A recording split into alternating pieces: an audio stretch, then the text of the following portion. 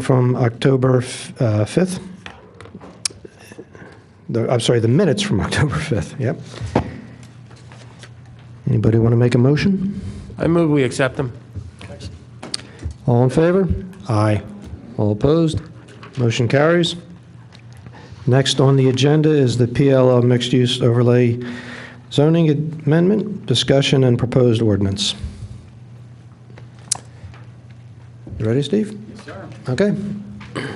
Please bring us up to speed. Okay. At your meeting last month, the Planning Commission directed a couple of, I guess, changes to the ordinance that we've been working with. Moving the architectural design standards out of the zoning ordinance, out of this draft, and proposing to put them into the subdivision ordinance. And then also allowing parking structures, parking garages, to be as high as 55 feet, but so long as they did not exceed the height of other principal buildings on the site. Principal buildings can get to 85 feet, but if someone built one smaller than that, those parking structures couldn't exceed that height. So those are the two main things that the Planning Commission directed. We spent a lot of time talking about parking for three uses: office, medical office, and health and fitness center. We also talked about traffic neutrality, and we'll get to those in a couple minutes. There were three kind of odds and ends that I wanted to bring up.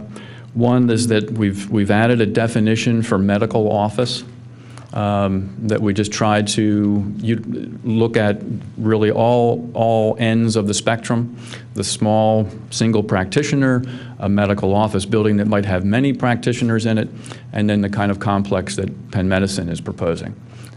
We think that definition really encompasses them all. Obviously, they each have their own impacts in terms of traffic or parking requirements.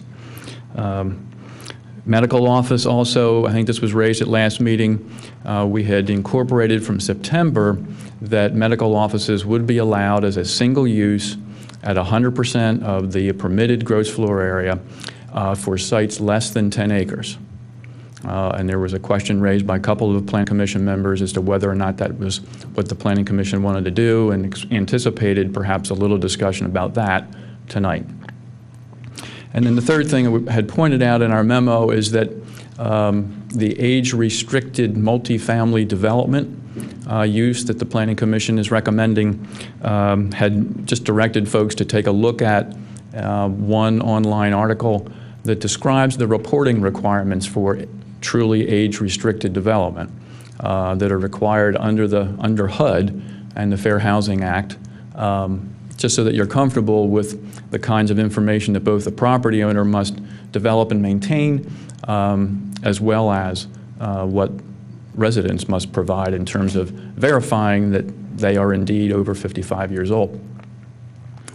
So those are the three kind of odds and ends items that I thought we should bring up before we jump into parking and traffic neutrality. Great. I have one question. The sign portion of the ordinance. Okay, Yes, sir. It's like two things. Let's say 4B. What page? 11.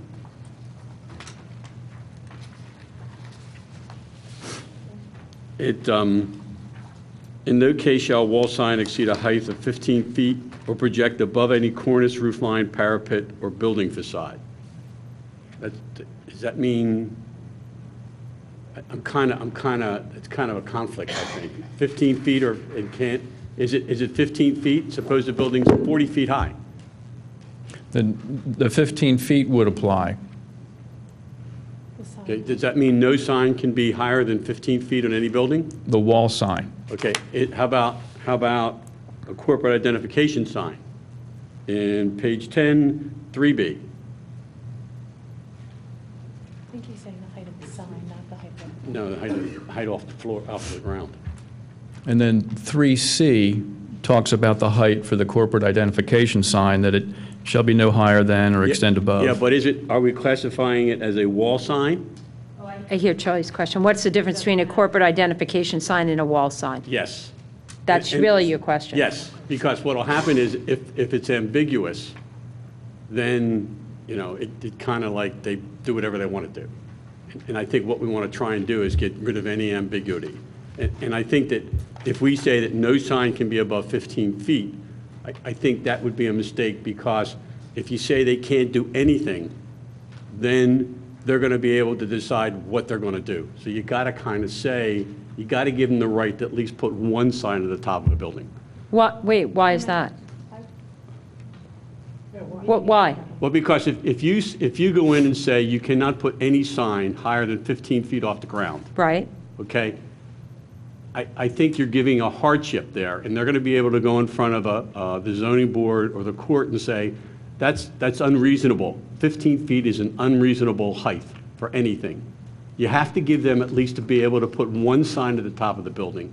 Now they have to prove that there is no, don't shake your head no, because I've been there. I'll tell you what, can we just table the discussion for just a second, though? Could we get back to the question at hand and get an answer from Steve? What is the difference between the two? The language just points out that each building shall be permitted one corporate identification wall sign not to exceed 140 square feet. Such sign shall be in addition to permitted wall signs. So you'll be able to designate one corporate identification sign, have it up to 140 square feet, and it'll be regulated by 3C. It can be placed no higher than or extend above any cornice, parapet wall, or building facade, which would mean that you could put it up to the top Okay. facade of the... Okay, I'm okay. I'm just, the identification of what, since it says corporate wall sign, someone might say, that's a wall sign, it can't go any higher than 15 feet. Maybe we ought to get rid of that Wall. corporate identification wall. Yes, good. Good deal. Can I ask a quick question about that? When you say Yes. because I'm reading it a little differently, when you say that it could not exceed a sign height, is sign height the height of the sign itself? Like I have a rectangle and the sign is 15 feet high by 10 feet wide? Or is the sign height the distance from the ground to the sign? Because I thought sign height was the height of the sign itself, regardless of where it was. Because you're using sign height throughout here. Is there a definition of sign height? Yeah, and Because I read sign height as the height of the sign itself, regardless of its position. The dimension of the sign. So sign height at 15 feet off the ground is really about, you can put it up to it could be 60 feet off the ground, but it just can't be taller than a 15-foot dimension. Yeah, I don't that think the way that's, it's read? I don't think that would be the classical definition of sign height. Well, that's what I'm asking. Yeah. Because it doesn't make sense to, I mean, otherwise, a B, like he's saying, makes no sense He could at just all. simply, there's a different way of saying that. No case shall a wall sign be placed above, 15 feet above, be placed. Right. And then Well, it's, then we're why talking about the even placement put of it. parapet or cornice or building facade? Because they're obviously going to be at 85 feet. So that's kind of a silly statement. I still don't understand the difference between the 15 and the corporate identification height. So, Well, maybe he can yeah. fix it, I what think we're all I think you've confused hit a about. good- I think you've hit a good point, and I think Susan has a good remedy for that, because I think sign height, I'm looking, right now, signs defined, I haven't found a sign height term yet. Sign dimension and sign height. Yeah, Well, it's- irrespective of that, I don't think we need to do that now. Let's just Okay. get that cleaned up, Yep. right? And then, can we? So the intention is that you can have a corporate identification sign Well, we're not to at that any part height. yet. I'm just saying the language. Yeah. Of the language here. Right. That's the intention, that you could have a corporate identification sign at any height, but a wall sign no more than 15 feet above the ground? Is that what we're saying? No, I don't know the answer to that question, because I don't know what the difference, still, Steve, could you run Yes. by slowly the difference Yes. between Yeah, the but just corporate give us and the the wall? intention at least. Yeah, The intent would be that a wall sign, so give us an example of a wall, it's like, Entrance. give Entrance us is some well, examples of wall signs. You would have... entrance you over the could have- parking entrance. You could have a sign identifying your restaurant and have the sign on the wall above the entryway. Okay, And that would be on the wall, and it could be the top of that sign could be no higher than 15 feet off the ground.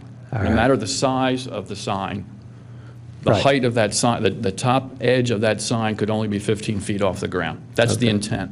Okay, so there's two kinds of signs. There's a corporate identification sign, which we're pretty clear on what that is. That can be high up on the building. And then if they have these smaller identification type signs for for ground level businesses, then they have to be no more than 15 feet. Off the ground. Okay. That's the- That's that's the clear to intent. me now. That's the Thanks. intent. So, but I've made a note to clean that up. Well, can we circle back around to that later? I know you don't want to get in the weeds on that one, but yeah, okay, good. I just have one observation on page 4, under B3, hotels including extended stay. See where I'm referring to? Yes. Okay, well, it said pools shall be for the use of residents only. I think that should be changed to hotel pools shall be for the use of hotel guests only. Strike residents, substitute hotel guests. Yep, I like that. Thanks. Can I ask one question? Over here, Steve. Sorry, Roger. Back to the sign height discussion. I think we should clean that up a little bit if we can, because there is, I agree with some of the comments that were before. Sign height is the height of the physical sign. I think if you want to call it the height of the sign in other places when you talk about limiting it, because if you get down to section 5 where there's instructional signs, if you have a parking sign on the front of a parking garage that says, parking here, or entrance, or something like that, that's limited to a 6-foot sign height in the document. So you wouldn't be able to put that above where the entrance to a parking garage or an entrance to a parking lot, if you had some sort of a sign hanging over that saying kind of like drive here, that would make that kind of confusing. So you wouldn't be permitted to put that directional sign above 6 feet. Yeah, but when we get to that section, Steve, that's what we would talk, that's what we're going to clean up with. Several of them need that, right? Well, I think it can be easily cleaned up with a couple of definitions, one of sign height and then the other one that dictates the height or the elevation of a sign. There is a current definition in your zoning ordinance of sign height. It's under the signs regulations. So it's in 118. Sign height is the distance from the highest portion of the sign, including all structural elements, to mean grade.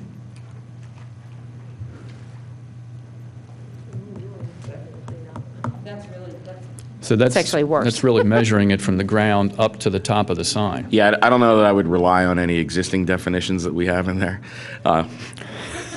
But if you would follow that definition then, if you would follow the letter of that definition, and under item 5 with instructional signs, it refers to a sign height of 6 feet. So again, going back to the parking sign would not be permitted to be higher than 6 feet from median grade, I believe that was defined as. Right. I think if we have it defined the way you just read it to us, then maybe we change the size to be, say, dimension rather than height, when we're meaning the size of the sign itself. To be consistent with whatever Yeah. we have. My but then- concern is the intent is going to get lost in the language, and then we're going to have a hard time administering this in the future. That's kind of what I was saying. We're not definitive, and as soon as it becomes ambiguous, it becomes crazy.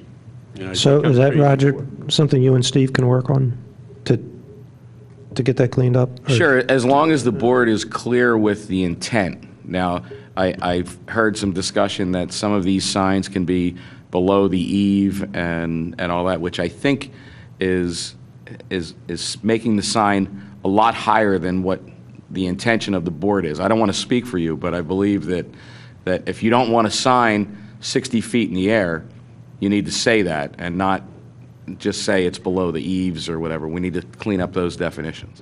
So I think if you want to make your intent clear, Steve and I can work out the language with the attorneys to make sure that works. Is this a good time to have that discussion? Yeah, we're here, let's just finish this one. I just think that we have to allow anybody who's putting a building up the ability to put at least one of their markers at the top of the building. I think that by saying they can't put anything up there, there's going to be a lot of them winding up there because we're going to give them a hardship. Well, that's fine, but then in 3B on page 10, where it says a corporate identification, and I think we already agreed we're going to delete the word wall, so a corporate identification sign shall not be illuminated. I would like to add the words in any fashion, or whatever the word is, because there's internal illumination, there's spotlight illumination. I am personally, and Charlie, I've been really vocal about signs for a long time on in this thing, about not giving a back door to signs that we can see from 2 miles away on the Blue Route. And there's nowhere, I think you've been around for some of those conversations, there's nowhere on the Blue Route south of the Schuylkill, all the way down to 95, that there were corporate identification signs visible from the Blue Route. I'm okay with the illumination. I just Yeah, think I'm that- not. I'm totally I'm opposed. okay, meaning that they don't Yeah, need to be and it would- illuminated, but I right. think they need to be there. Yeah, sure. I mean, I hear what you're saying, and as Yeah, I long mean, as they're not you're right. illuminated. I don't think you Right. need to have a beacon, it's not a Exactly. lighthouse, saying, watch out, you have an island here. No, but I think you make a good point. If we're too restrictive, then Yes. that's the opening to a challenge. Yep. So we would allow for the one corporate identification sign on each building. Actually, could we just take a straw poll here? How does everybody feel about non-illuminated corporate identification? What does our sign? current sign ordinance allow? Well, we don't have buildings that high facing the Blue Route, but let me get it out for you. Yeah, Hang a on. While variety of she's checking illumination. that, we should also consider at the same time with where this can be placed on the wall, even if it's 60 feet above the ground on the parapet. Like, can it be placed in front of a glass window that then they leave the light on in behind it so it illuminates it on its own? Like, that's pretty, you could do some things like that. So If I can get back to one point that Susan made too about removing the word wall from wall sign. If you remove the word wall, you may allow a freestanding corporate sign then, which I think with maybe the wall needs to be better defined, but if you want something attached to the building, if that's your intent, then we need to say that. If you take that word wall out of there, the corporate identification sign could then become freestanding. Oh, good point. Yeah, no, you're right. Then we should leave it in.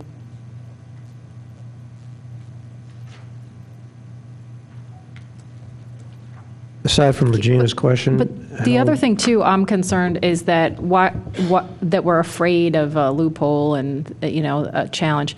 We're putting an overlay in that at their, disposal to do something different above and beyond the base ordinance. So I don't think putting restrictions in there will set us up for a lawsuit, because you're giving them something beyond what they have currently today. You're not taking something away that is of right.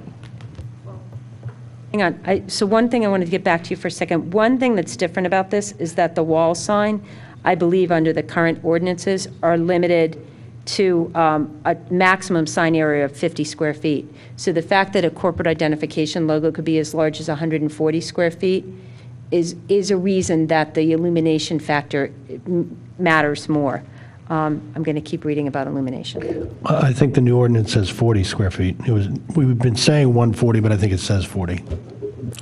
Not for For wall corporate, not for signs. corporate identification wall signs. That's for just regular wall signs. The corporate identification logo at the top of a building can be 140 square feet. So we may want to think about that, but it's significantly larger than our current ordinance. While they're researching that, Elizabeth and Skip, you want to check in on the corporate identification sign, non-illuminated? Thoughts and feelings? I do agree with what Susan was saying earlier, because we had been talking about, when is it appropriate to actually see signs from the Blue Route, and do we want to bring people into our neighborhoods, and how do we want Radnor Township to function and feel? So that's kind of what we've been talking about before. But I do understand what Charlie's saying. I mean, it is nice to be able to, at least people who are looking for direction, to be able to find something. So I could go either way on this, but I definitely don't want illumination, because I don't want to make it such a commercial feel right off of the Blue Route. I still want Radnor to feel, residential and not like Chemical Road. So I'm split on this. I can see Charlie's point and I can see Susan's point, so I don't know. Well, you'll have to vote on it soon enough. Doug? A sign that's not illuminated, I would like to see a height limitation on it. I mean, because some of these buildings could be, what, 70 feet, 80 feet tall? 85 feet. 85 feet. And to put a sign that's a 10 by 14, 75 feet above, I think it detracts from the appearance of the community. I Okay. dramatically do. And that's not even illuminated.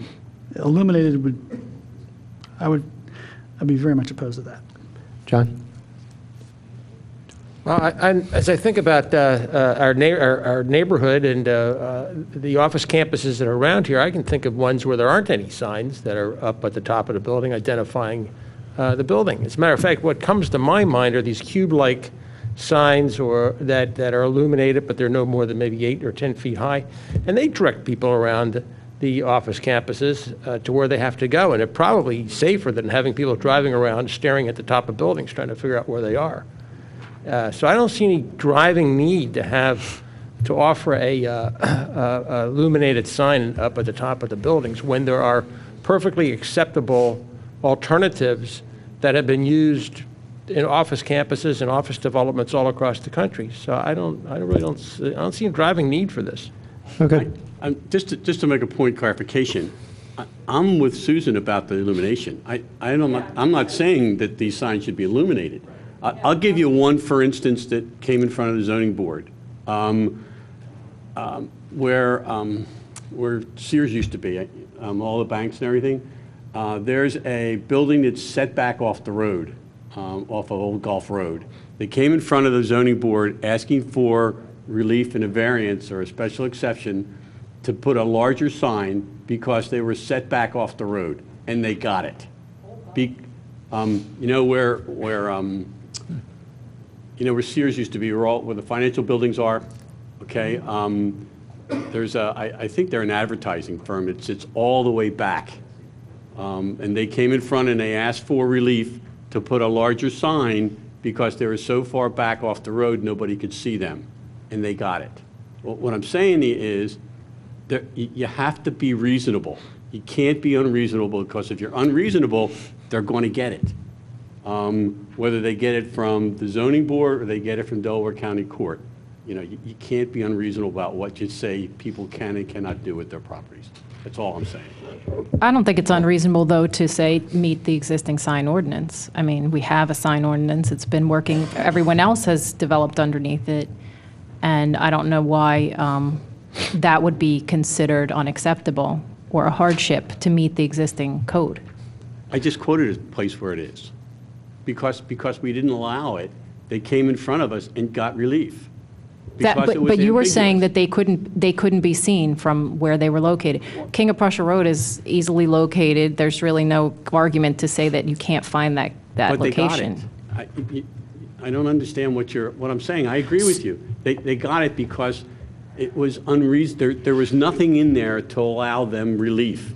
You have to be able to. They got to have something in there that they can. There's relief, and if there is no relief, it's a hardship, and they're going to get their variance or special exception.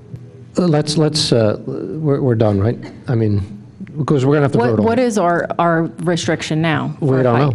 We don't know? So nobody seems to know what our ordinance is right now. Because, So- I mean, 15 feet may be a hardship, yes, but I don't know that you have to go all the way to the top of the building as an alternative. Hang on. Our current wall signs say that you can't be above 50. Our current zoning says you can't have signs above 15 feet. Okay, So, we'll just take a vote on this as a board, and we'll pass it along. exactly. Okay, so I think we've had enough discussion on this, on the corporate sign, so, which we will vote on, but not right now, but when we do the motion. So we need to relay our intent relative to the wall signs and the other signs that Roger was concerned about. So I guess the question we have, we understand what a wall sign is, we talked about its dimension, we talk about the 15 feet, but then Roger's concern, I'm a little fuzzy on exactly what intention we need to relay to you relative to that. Or does the wall sign cover Roger's concern? That's my perspective, is that if the instructional signs are supposed to be to the interior of a lot, there's something that you don't really come across until You're on site. You're on site. Right. If we have a parking garage, you're looking for the entryway, that could certainly function as a wall sign, which has a larger square foot allowance and height. And does anybody have any feelings one way or another on that?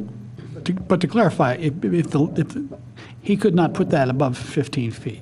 No, that's the sign we're talking about now, the 15 feet. That's correct. Right, and so if he wanted to say entrance, parking garage entrance here, and the top of the thing were say 12 feet off the thing, he'd either have a 3-foot sign or he'd have to put the sign off to the left or the right and not on top. Is that correct? Is that what you had in mind, Roger? Kind of, I guess. I mean, that would be one scenario. All right. I just want to make sure that the terminology that everybody's using, you're saying what you intend to happen. I mean, I hear some members of the board saying they don't want the sign that says, Joe's Garage 80 feet in the air on the wall of the building. And that's understandable, but that needs to be clearly defined, and that can't mishmash with a directional sign that may, just because of the way a parking garage is laid out, end up being 16 feet in the air, and then you can't have a directional sign over the garage. So I want to make sure that the signs that you don't want, you don't get, and the signs that you want, you get, and the terminology is clear. So in our current ordinances, there's not a term called corporate identification signs. So we kind of need to put that to the side for a moment, because we don't have that terminology in our current zoning. What we have that stands for that is wall signs. And wall signs, particularly in the PLO, are limited to, and here's the wording, Steve. It says, in no case shall a wall sign be higher than 15 feet above the existing grade or project above any cornice, roofline, parapet wall, or building facade. So just simply saying how high it can be clarifies the fuzziness between wall, sign height and the placement of the height of the sign.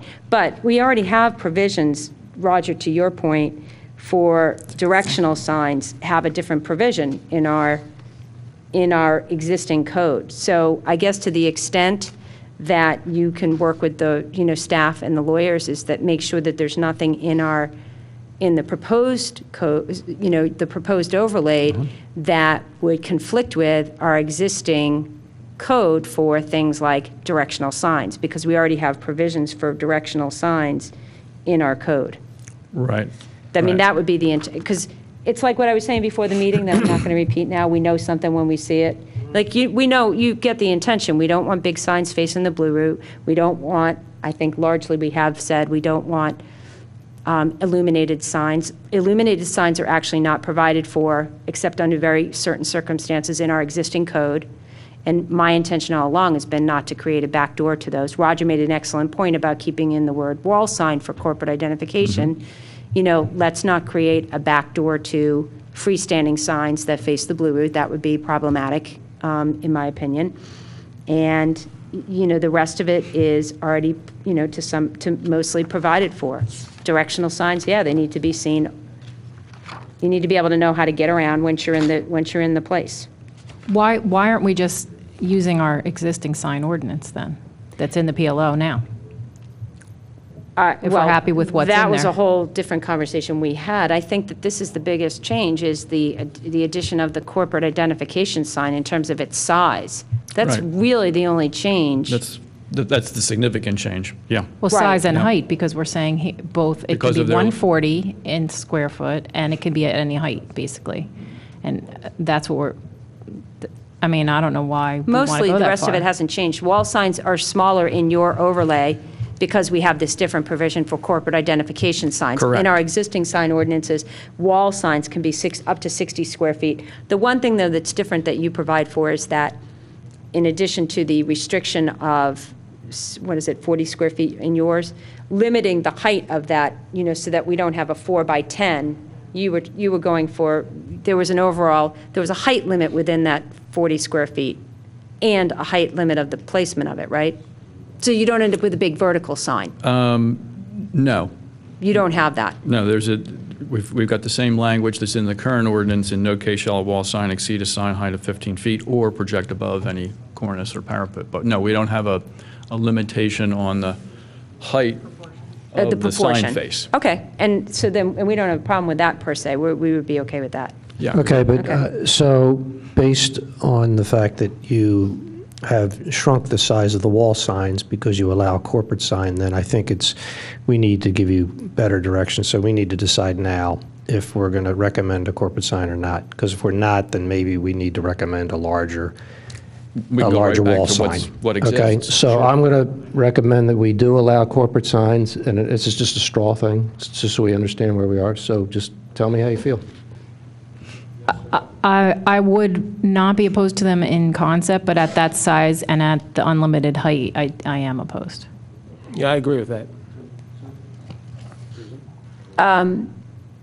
If they're not illuminated, There's I'm no saying illumination. I'm okay with them. Yeah, you're okay. Yes or no? As long as they're not illuminated, I So, agree. okay, In the concept of, yes. I know where you are. I know where I am. Not illuminated. Yeah, not illuminated. No, But okay. illumination's off the table. I'm on board with that. I agree that we don't need. I agree. I don't think we need blinking lights up and down the roads. Blue route or no blue route. No illumination. Well, what Regina said. She said no. Okay, I think it's, yeah, I'm not good with it yet. I have to be convinced. I'm not there yet. I agree with Regina. Now, I'm okay with the corporate ID sign. I think 1 point, but not illuminated, but 1 point is maybe 1 corporate ID per building, Yeah, I agree with that. I think one corporate ID. because that's not really in here. It is. It is 1 per building? Is that Each per building shall or be per group of permitted one. buildings? You could have 4 buildings. You could have 1 on each one? It says one. No, D says a corporate identification sign shall be limited to a single entity's name and/or business logo. And But if there's 3 tenants in the building and they're all single entities? Oh, 3A says each building shall be Permitted permitted one sign. corporate identification wall Yeah. sign. Okay. So it's Now, one per building. Right, just to tidy this up, though, we should add in for C and D, we are going to keep in the word wall. So you need to add back in the word wall. Yep. And then, I thought that I read this restriction with regard to height. So directional signs under 6, where it says 4 square feet in sign area, but sign height shall not exceed 3 feet. Now, again, that's where I think I was thinking height this way, but you meant placement of height. Right. Okay, Yep. so Off the that's, ground. we do need to make sure that that's all cleaned up. An odd question. Going back to the existing sign ordinance, it says you can't be higher than 15 feet or stick up above any cornice or parapet wall or building facade, extend above. Was that intended, do you think, for smaller height buildings? I mean, for example, suppose you had a building that, the building itself was only 14 feet tall, but it had, and you had the sign was 15 feet tall, so the sign itself would actually stick up above the parapet. Was that what that intent was when the ordinance was written? The intent was to allow a wall sign, but not to put it way up near the top of the building. So 15 feet kind of, for someone driving along King of Prussia Road, that would be a reasonable height to be able to see from your vehicle. To keep it from extending beyond the roof line or the parapet line or the cornice is really just is to keep them from being virtual rooftop signs, and to keep them on the wall and not extend above.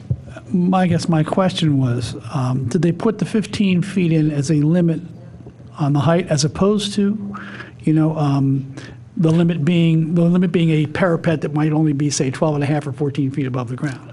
It certainly in this case will limit the ability to put something above the parapet or the cornice at 15 feet, unless someone builds a single-story building, which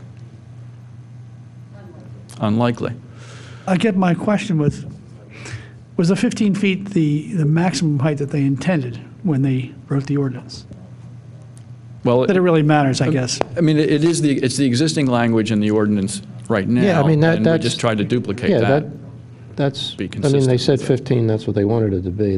Their concern with the not above the parapet is if you had a 10-foot building, then all of a sudden, the sign becomes, it doesn't become the building. You don't see the building, you see the sign. Then it just becomes a sign.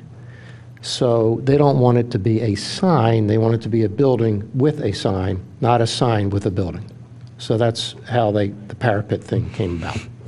The question is, why do we use that same language now? We are using that same language. The wall sign, we are using the same language, and we're using the same language of corporate identification, too. My question was, why are we using that? I mean, because what we're doing, in effect, is saying, you're limited to 15 feet or up to the parapet? Unless, if You're limited to 15 feet, but you can't, if the building is shorter than that, if the parapet's shorter than that, then you can't do it. Steve, And I Steve, think- just for my own carve, maybe I can help. I think what we're doing is the PLO. Buildings in the PLO are not going to be 1 or 2 stories high. These are going to be big buildings. They're going to be up to 85 feet in height. Most of them will probably be 85 feet in height. Okay? So a sign 15 feet off the ground, an 85-foot building, is like, David and Goliath. And I think we're talking 2 separate things here. There's 2 issues. Number 1 issue is the logo sign. Where should a logo sign be placed on a building? How many of them should be, and how big should it be, and should it be illuminated?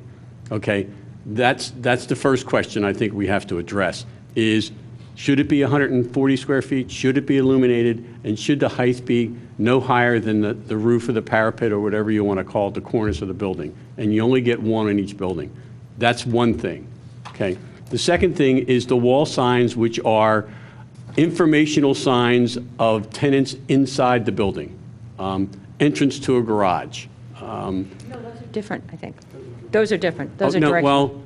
well, but he had said if sign is on the wall and it says garage, enter here, that's not necessarily a directional sign, that's a wall sign. If you have Dr. Jones's offices here, they're 2 different sets of things, okay? They're not going to be illuminated either, I think, by the way the ordinance reads now. The only thing that is illuminated are directional signs as you're driving through the complex. They can be illuminated to point to buildings and like building A, building B, building C. So there's really 3 issues that we have to define. At least that's how I see it. Charlie, I'm sorry, go ahead. I agree. I think so we talked about the corporate one. Okay, so we're okay with the corporate sign, non-illuminated, as defined. And I thought we're okay with the rest of the signs, subject to Roger and Steve working out the details of just making it consistent. I have an issue with the 1 building, 1 corporate sign part of the proposed ordinance. What if you have, somebody alluded to this, and it kind of circles back to a potential, maybe a hardship question. If there's 2 tenants or 3 tenants in one of these 85-foot buildings, who gets the logo? The first one to the courthouse? I mean, It's or what if you get 3? What if only one of 3 more or less equal tenants gets a sign up on the building, up by the parapet? Who pays the most money? That's, And then how about that's the what other 2? Is that a hardship? It's the money? It's the Wells Fargo Center, but it's not anything else. Whoever paid for that got it, if you know what I mean. That's how that works in business. Yeah, no, the tenant and the landlord negotiate. So the landlord the landlord is given the right, so to speak, per zoning, to have 1 corporate identification sign. So the landlord then gives that right, in essence, to a tenant who he negotiates a deal with, whatever, that he negotiates a deal with. So Now, can you have one logo sign, or corporate identification sign that has 3 different things on it? In the provision, it says one business identity. It's in 3D or 3A. I can't remember off the top of my 3D. head. Thank you. Charlie, back to your point about the wall sign. So go to D. Go to D, Doug. If, I'm thinking about the front of 555, where, on Lancaster Avenue, where from the ground where Susanna Fu is, all the way up to the top of 555. That's probably, if you measured that straight, that's probably getting close to 6 or 7 stories and close to what we're talking about. With the mean grades, it's not actually measured that way, but every time we talk about this, I think about the front of that building to conceptualize it. There's a big 555 up at the top. There's one. That's how that building is identified. They get that. Down at the bottom, and this is where I don't think that the 15 feet with regard to the height placement of a wall sign identifying the businesses that are down at the bottom, Susanna Fu and Philadelphia Sports Club and all that, that's not onerous for them. I don't think that those are inappropriate proposals that you've made for us. There's one big corporate sign. We figured that one out. And then there are going to be businesses within there. Some of them are going to be some of these ancillary businesses. You know, if there's a restaurant, if there's a dry cleaner or what have you. And in some fashion, if it's a mixture of, you know, a business, of medical office or what have you, then there'll be a business directory inside and there'll be a business directory sign outside of the building. I mean, I really have been thinking a lot about it. And even what you said about the illuminated sign, I think it's Radnor Financial in the back of that.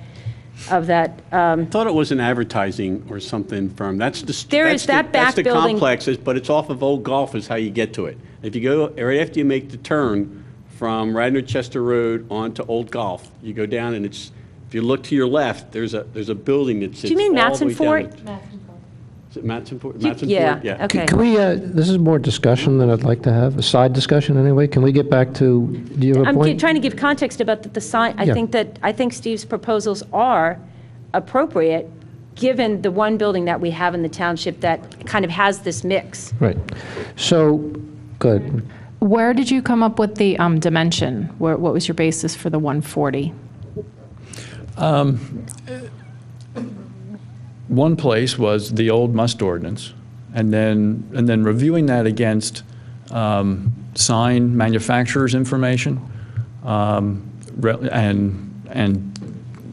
the way they calculate the size of sign that's necessary to be able to be legible from a distance and what those distances are. And then just looking at 555 and other buildings in the vicinity that have that kind of a sign on it, to kind of all just kind of mesh into something 10 by 14. I'm trying to look at the Radnor Township up here to kind of get a gauge of what that would be. Now that's, of course, we're looking at it from, 10 or 15 feet away, but if you get down on street level and you're 85 feet or 150 feet away, a 10 by 14 square foot sign will blend into the background pretty quickly. Now, the devil's in the details. So of all this talk about signs that we've had, the piece of it that we didn't talk about that's actually the part I have a problem with is under the definitions of internal illumination, which is on page 2. A light source that is concealed or contained within the sign, and becomes visible in darkness through a translucent surface. Message signs, digital displays, and signs incorporating neon lighting shall not be considered as internally illuminated. And that is the reason that I said that I wanted the definition for corporate identification wall sign to be illuminated in no fashion, because I don't want a corporate identification sign to use neon lighting. First of all, I don't even understand the point of saying that something that's lit isn't considered lit. Well, no, that's It's not not considered what it says. internal, so It's if not you have a internal. neon light, you can't call that internally lit. Okay, so that's what the that's point. saying. All right, well, I just want to be very careful that in that definition, we don't create a circumstance where, what kind of illumination is it if it's not internally illuminated then? Just, That would be like spotlights or neon signs. Just say it cannot be illuminated, period. well, that's why I wanted to make sure that, Yep. in- And that's that's what why we I said. wanted the language added, that the corporate identification wall sign Cannot be illuminated, in period. any fashion. Right. So to be clear on that, so that I'm clear on that, and Steve's clear on that, you don't want the letters on the wall to have light bulbs on the inside of the letter to where the letter lights up and can be read at night. Correct. Okay. Or a spotlight on it. Or a spotlight, or whatever else would make it be visible in that way at night. We're talking about wall signs, or are we No, talking about the corporate? Corporate. Yeah, because I think Roger asked about the wall signs. You were referring to the corporate? Well, again, I'd like to get back and simplify this a little bit, at least for my purpose, to sort of drop the names from the sign and just describe what you want. And I think, along with the attorneys, we'll assign the proper names to what they should be in the code. But what we're talking about, the sign that's at the top of the building that says Hilton or Holiday Inn, describe what you want. And that's just what I mentioned to Susan there. If you don't want the letters lit up from inside, then say that, and that's zero illumination, not a spotlight on it or something like that. Roger, basically what we're saying here, we don't want you to be able to see it at night, okay? Okay. For any, which basically to me says no illumination. The only way you can see something at night is if it's illuminated. So we don't want to illuminate it in any fashion at all possible. Okay, so then let's step forward to the sign that goes over the front doors that you walk in, that says We're okay with Yeah, that's where those. okay. We're that okay can with be that. illuminated. Yes. Okay. I do think that we didn't realize this, but what complicated it is that corporate identification signs is a new definition and a new use within our zoning. It's not provided for in our existing ordinance. And that's a little bit of the confusion. I just want to make sure that Steve and I give you what you're asking for and not something different, so. Okay. My concern then is if you allow it here, how do you tell everyone else who has existing buildings that they can't have it on theirs? Is that becoming a hardship for them? This is an overlay district. We're allowed to do that here. And I mean, we are. I mean, we're going to have 85-foot ceiling heights. I mean, if that falls, the whole ordinance, then whatever we pass here has to be township-wide. So we are allowed to make an overlay district, and these are the provisions of it. But I guess I don't understand then why we have to provide this signage. I don't understand the argument that it's going to be a hardship if we don't provide the signage. Well, I don't think we actually. That was just No, well, one. you're that just was in one- support of it. You don't. Right. That it's was not just. because Yeah, of that that's not my reason. argument. Okay. That's only Charlie's argument. Okay. Well, then I guess my question is, originally people were saying they don't want to see signs from the Blue Route, but you're going to see this sign from the Blue Route, guaranteed. During the day, yes. So Not at that's night. something that earlier on the discussion was very different. So that's why I'm a little surprised. Yeah, my biggest objection was at night, but I mean, I didn't verbalize it as such, but that's just one of 8 here.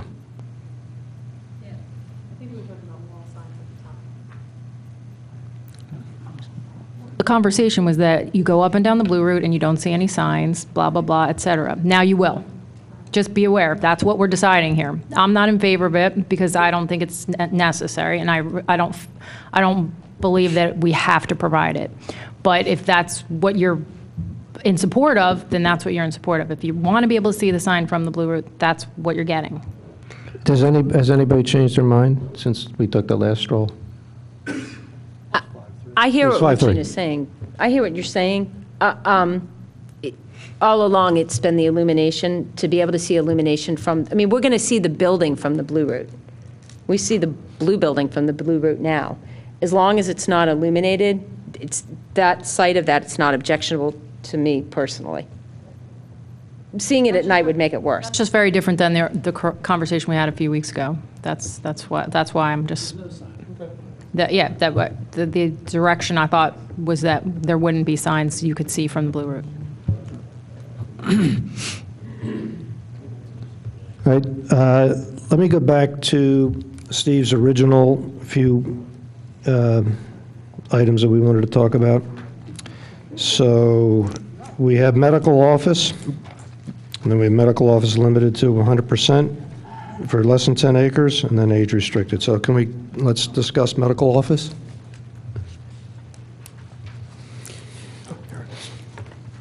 I think Steve basically said that what we have is fairly good. wasn't here last week, so I'm going to... No, in the memo, yeah. That after you go through this chart, he was basically saying that mainly, except as to gyms or whatever physical fitness things, mainly we were in the conservative to middle of the road side. Is that a fair assessment? As far as the parking standards go? Yes. Yes, that's what we said here. So the only thing we might want to tighten up is the gym or fitness, or maybe...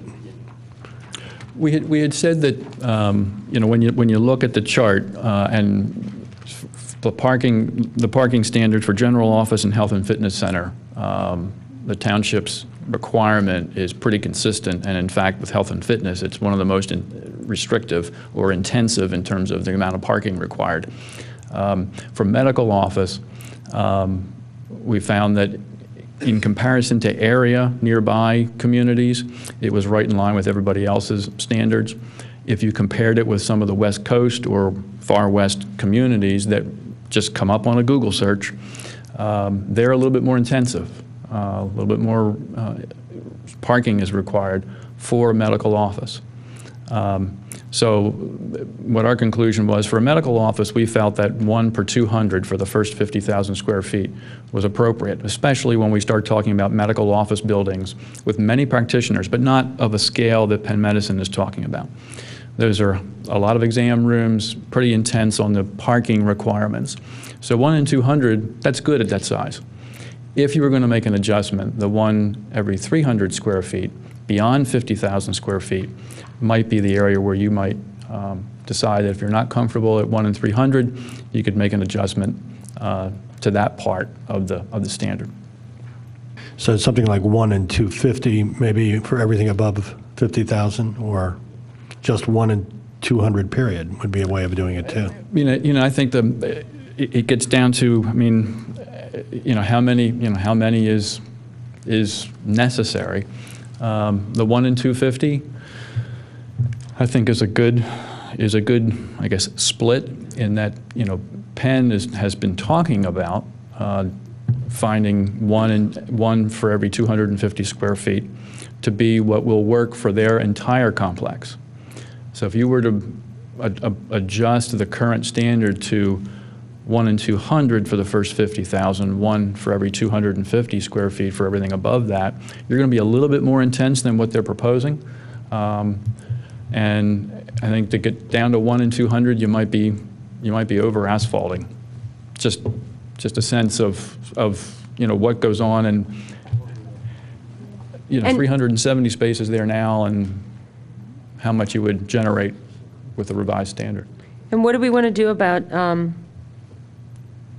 a surgery center? Would that fall under the other, a not specified use? Because it wouldn't fall under medical office, right? It certainly could, in the way that we've defined medical office. Establishments with physicians, other medical staff engaged in providing a range of outpatient-only healthcare services, primary care, specialized care, urgent care, diagnostics, and surgery. Do we expect to be hearing from any of the people in the audience tonight, right? Absolutely. All right, so it'd be wonderful if we heard Penn give their thoughts on if they would consider their own a surgery center, where they would think that surgery center falls with regard to parking. Good idea. Anybody from the public want to talk?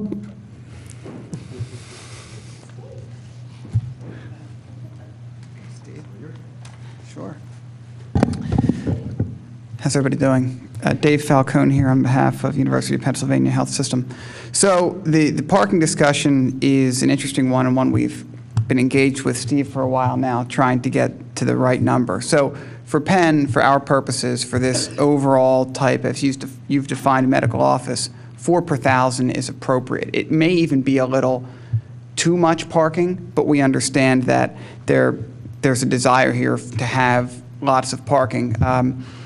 That said, the way these buildings are being designed, as we've shown you in previous presentations, it's really a wide variety of medical uses, and there's a lot of space in these buildings that are dedicated to things other than just seeing patients. And what that does is it creates disparity between the size of the building and the amount of people that are actually inhabiting that building at any one time. So we are extremely different from a normal office building, that's for sure. And we think we are very different from a medical office, as you would normally understand it as well. But certainly, going for a more dense parking than 4 per 1,000, we think would, as somebody said up here, kind of create too much asphalt. It would be too many parking spaces and they'd be empty, and I don't think that's what anybody wants on a large site like this. So our use is certainly specific, and we think that's the way medical procedures and medical care is moving, not just University of Pennsylvania, but in general. This is the type of care you're going to be seeing from providers of this nature. So we think Steve's doing a fine job in getting the ordinance right, but we do think 4 per 1,000 would be the most parking we would need in our facility, and that's been evidenced in our other facilities that are moving towards this type of care. Steve, do you mind if I just ask Dave one question? So given the proximity to the high school, Yep. and given what we already know is kind of an existing issue with the juniors and seniors parking off-site, would you imagine creating some kind of restricted access, some way of preventing kids from parking over there, because they would suck up your $250? Right. That would impact your parking calculations. We do. So, I mean, you know, the parking we're proposing on this site is going to be garage-type parking. And, you know, there may be some discussion later on how we control who comes in and out of that garage, whether it's a pay-for parking, and that some facilities have around here. Bryn Mawr Hospital's one. It's not Penn, but that would be prohibitive to a high school student. I don't think they'd want to come and park at the university's parking garage and pay for the day. So we would be cognizant of that in the design, but I think that the design of the garage would be prohibitive in and of itself to keep people away. Wouldn't be quite an attractive location for them. Any other questions on parking? Nope. Any other comments? I'll have more for you later. As you get Great. to- So, Anyone else while we're on public comment would like to speak? Dave Adams from, over here from Lloyd Goodman. We have comments not on the parking, but on other matters. Yes, no, please, comment. I should have started this before we had our discussion, and I got sidetracked, so let's have it all. Have it all? It's Dave Adams from Fromhold, Jaffe and Adams here on behalf of Radnor Racket Club. Just a few comments. Obviously, Lloyd Goodman is here. We also have Frank Devani of FTA Associates here. Frank had prepared a report that was submitted in the package, and we'd like to have him come up and just explain that briefly and answer any questions you might have on that. We really just have a handful of comments on the ordinance, and I should say we're appreciative of Steve's efforts and the board's efforts in processing this through. I guess in terms of traffic neutrality, for the reasons that Steve has noted, I think on page 4 of his memo, we agree with his recommendation that assuming an all-office use of existing buildings to calculate your current condition peak hour trips is the proper way to determining a baseline for traffic neutrality. Of particular importance to us, of course, is that any definition of traffic neutrality, not kind of what we would say disadvantaged properties like ours that are, I think, recognized to be underdeveloped compared to the other sites of the thing. We had included in the package that we had submitted a letter from Fred Fromhold of our office, a definition of traffic. It clarified the definition a little bit, but it had some operative language in there about assuming an all-office use. And I think that's the kind of the second to last sentence there. We had it highlighted to show on the projection screen, but I think that's not operating tonight. But we asked that the board, look at that. But assumed all office use is important to us from traffic neutrality. We also have a concern, which we had preliminarily discussed with Steve, about there's 3 sections in there, page 5, C5, 8D, and 10B is in Bravo. And these are references to increased setbacks, I think buffer and building step backs that apply when the project adjoins, I think the language is, an existing residential zoning district or use. And that concept, makes sense, but what we're concerned about, let's say that we adjoined the Penn Med property, and they put in age-restricted multiple family development, which would be permitted under the proposed overlay. Then all of a sudden, you're like, wait a minute, this ordinance could be interpreted, could be, to say, since that's a residential use, now we have the enhanced setbacks and requirements. And I don't think that's the intention. We think it could be read that way. And I think Steve, is understanding of our kind of viewpoint that ought to be cleaned up or clarified a little bit to make sure that you don't get pinched by a new development permitted by the overlay and that those setbacks would not apply. So we think that's an easy one to adjust, and we're assuming that's the intention of the code. And again, that's page 5C, 5, 8D, and 10B is in Bravo.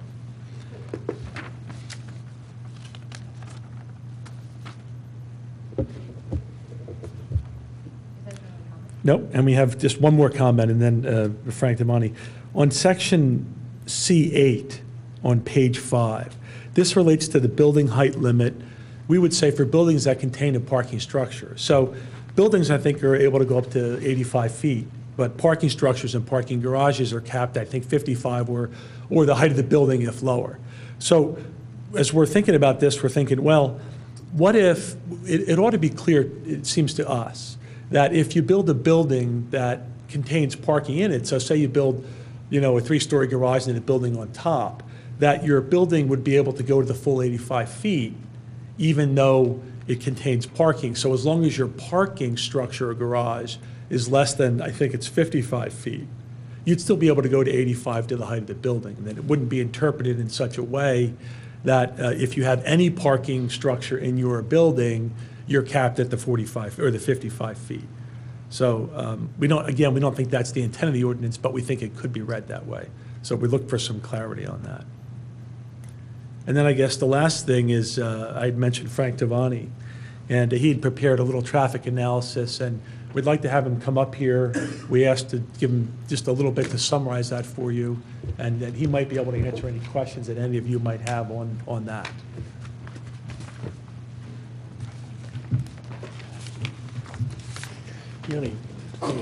Thank you, Mr. Adams. I will be brief. It's my understanding that my report was included with the agenda that was distributed. Just to save time, I would ask if you have that handy just to turn to the very last page. One of the things that David didn't mention about the neutrality ordinance is how the current wording seems to suggest that the hope is to have both AM and PM peak hours have equal or less traffic than the existing or the current legally approved use. And depending on how that's read, again, it could either be looked at as individual hours or possibly combined hours. I believe that combining the 2 hours is probably the most appropriate aspect for both the applicant's perspective as well as the township's perspective.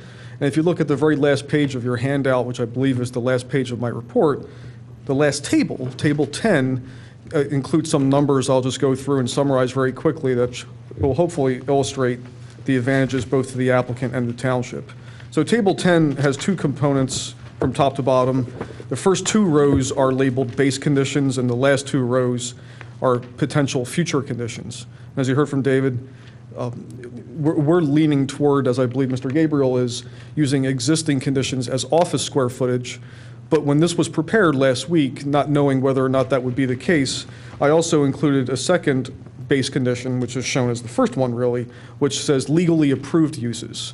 And that's different wording than just saying existing conditions, because this particular site actually has a legally approved use that has not yet been constructed, but will be shortly, as summarized in my report. So basically, the first row is essentially the existing condition, and then the second row is the existing condition if it were treated as office space. Now, the way the ordinance is currently written suggests that the AM peak hour total trips, which is that 4th row, and then the PM peak hour total trips, which is the last row, those numbers have to be higher or equal to whatever is being proposed. So if you look at the bottom where you see scenario A, scenario B, scenario A was a hypothetical scenario of age-restricted housing and some assisted living component, and scenario B was a hotel component.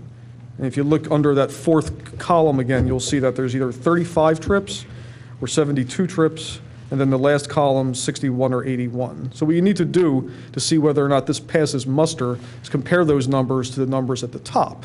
So for example, if you look at the existing condition as the legally approved use, that generates 59 trips in the morning per ITE. If you compare that to scenario A, Scenario A is 35, that's less, so that passes that hour. If you go to the PM, you'll see that the legally approved uses generates 198 trips according to ITE. Scenario A is 61, which is significantly less, so again, that passes. But now let's look at scenario B. Scenario B generates 72 trips in the AM, and if you compare that to the existing as a legally approved condition, it fails. It's more, it's higher than 59. However, if you look at the PM peak, the hotel generates 81 trips, whereas the legally approved use generates 198. That's less than half. So this is where I would invite you, if you have a pen or a pencil handy, to introduce a last column, which is the sum of the AM and PM. For the legally approved condition, that would be 59 plus 198 is 257. And if you just go down to the very last row, scenario B, 72 plus 81 is 153. So the reason why I called those two numbers out specifically is because although technically scenario B would fail because it's marginally more during the AM, it's so much less during the PM that the combination of traffic is actually significantly less. It's almost half of what the legally approved use is. So in my opinion, that might represent a benefit to the community and to the applicant possibly, if looked at in sum. And if you did a scenario C, a hypothetical scenario where maybe there's 62 trips in the morning, which is marginally more than the 59, but maybe there's 22 trips in the afternoon, or 2 trips in the afternoon. And there are some uses like this. You know, you have a coffee shop that might have a lot of traffic in the morning and hardly any in the afternoon, or a restaurant that might not even be open for business in the morning, but what traffic in the afternoon. You can see that 62 plus 22, or 2, as I put it, would either be 84 or 64 trips, and now we're talking like a third of what the existing legally approved use condition is. So, without going into any more exhaustive or boring detail of what I prepared, I would encourage the commission to consider directing staff to look at combining those 2 peak hours, maybe even looking at daily traffic as opposed to just individual peak hour traffic. Unfortunately, some uses don't have a whole lot of daily information. Some ITE uses have more abundant data points for peak hours, so maybe sticking with combining AM and PM is the way to go. But I think that's all I really want to focus on. If you have any questions, I'd be happy to answer them. Thank you. Thank you. Thank you. Any other public comment? Let's do it all. So we have one other comment generally on the ordinance, which would be on page 7 of the red line, subsection E. I thought it was D. Let me just make sure. Which page? It would be D1E, dealing with uses for sites 10 acres or larger.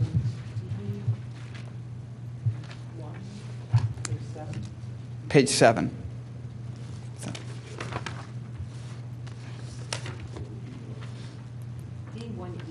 D1E.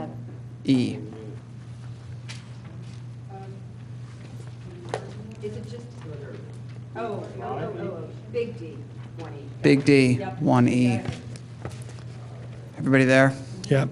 All right. So there were a couple of changes here that give us some concern from a couple of perspectives. First, when I spoke with Steve Gabriel, removing the word subordinate use threw us for a little bit. We were interpreting this provision to say one thing, which was that you could have a site 10 acres or larger. You had to have 3 uses. The primary use could be anything, and the subordinate uses couldn't be any more than the uses below. So that was not the intent, apparently, as it was drafted. It was to say that all of the uses combined had to meet these requirements. So then we started to look at the language as redrafted in E(i), which says, no use shall exceed 65% for office or medical office use. So that would blow Penn out of the water.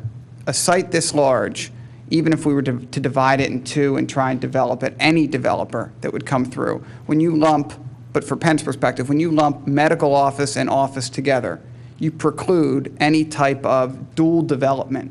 Because in order for us to get to another use, so Biomed I think was around 470,000 square feet. So if Penn developed half the site as a medical facility that we're talking about, we could not have really any other use on the opposite side of the property that would have any office component at all. It would either have to be an enormous hotel, a huge residential development with some tiny retail component. And that we don't think is the best use of a site like this. It is not really what we had discussed. I know Regina had been talking earlier in some of these discussions in previous planning commission meetings about making the ordinance work for appropriate development and not being preclusive in its tone.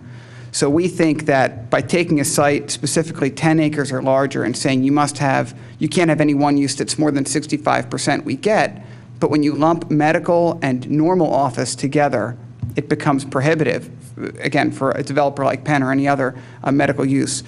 To that point, we think either you should be able to separate medical office and office because you've now provided a unique definition for medical office, which would be different than your baseline office, or you should allow that original primary base use to be whatever percentage and then adjust for the other subordinate uses as we would consider them. But we don't think this would be appropriate for such a large site. And again, there's only a handful of sites in this district, so we're speaking directly to Penn now.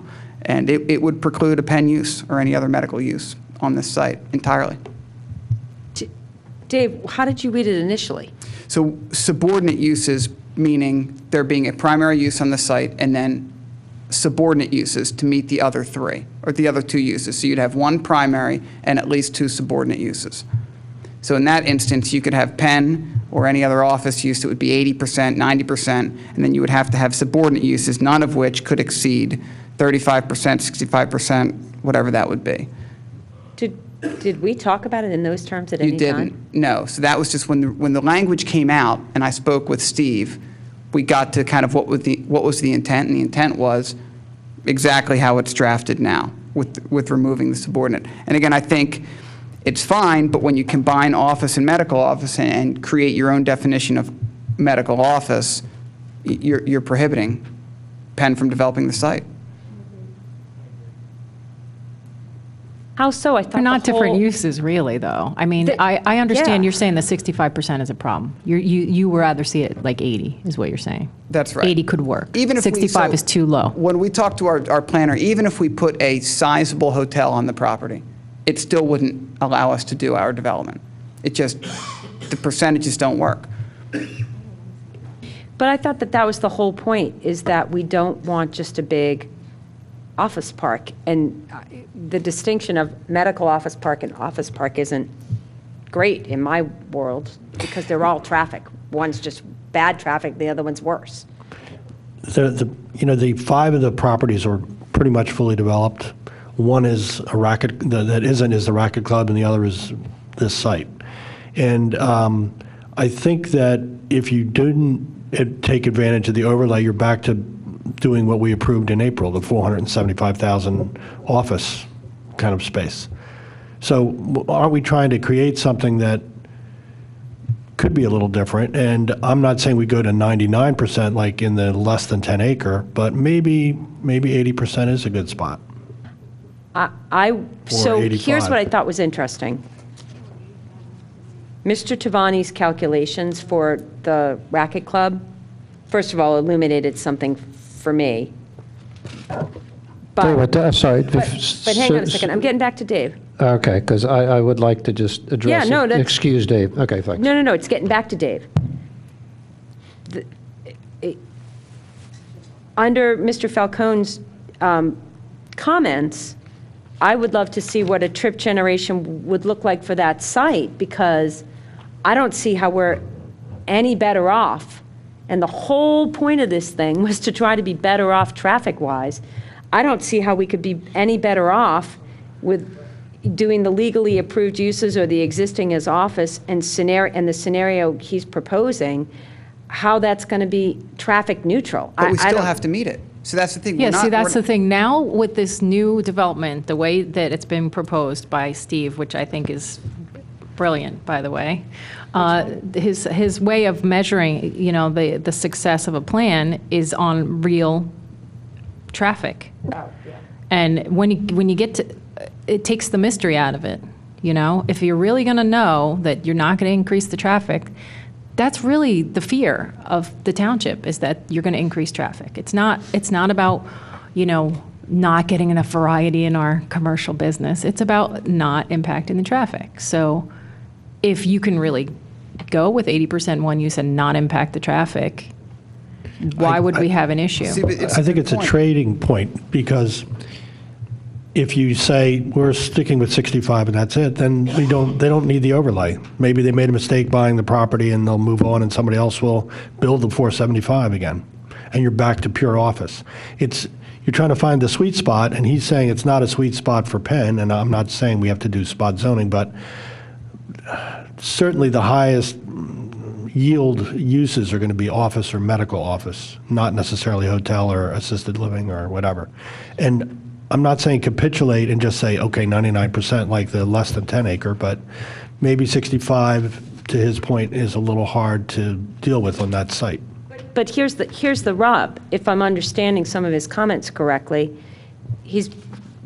Penn wants the freedom to put in their significant medical office space on their side of the property, and then, I don't know, maybe without a subdivision, maybe with a subdivision, I have no idea, create a whole other office park right next door. That could be another 80% office.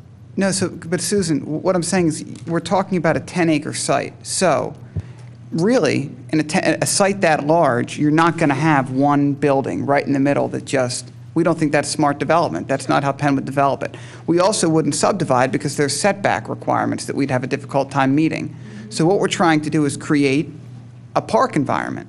And we don't think an office park is what we're looking for. One, we think that our use is significantly different than a standard office building. We've said that from the beginning, and we maintain it. And you'll see it when it's in effect. It's not an office building. It's a medical facility.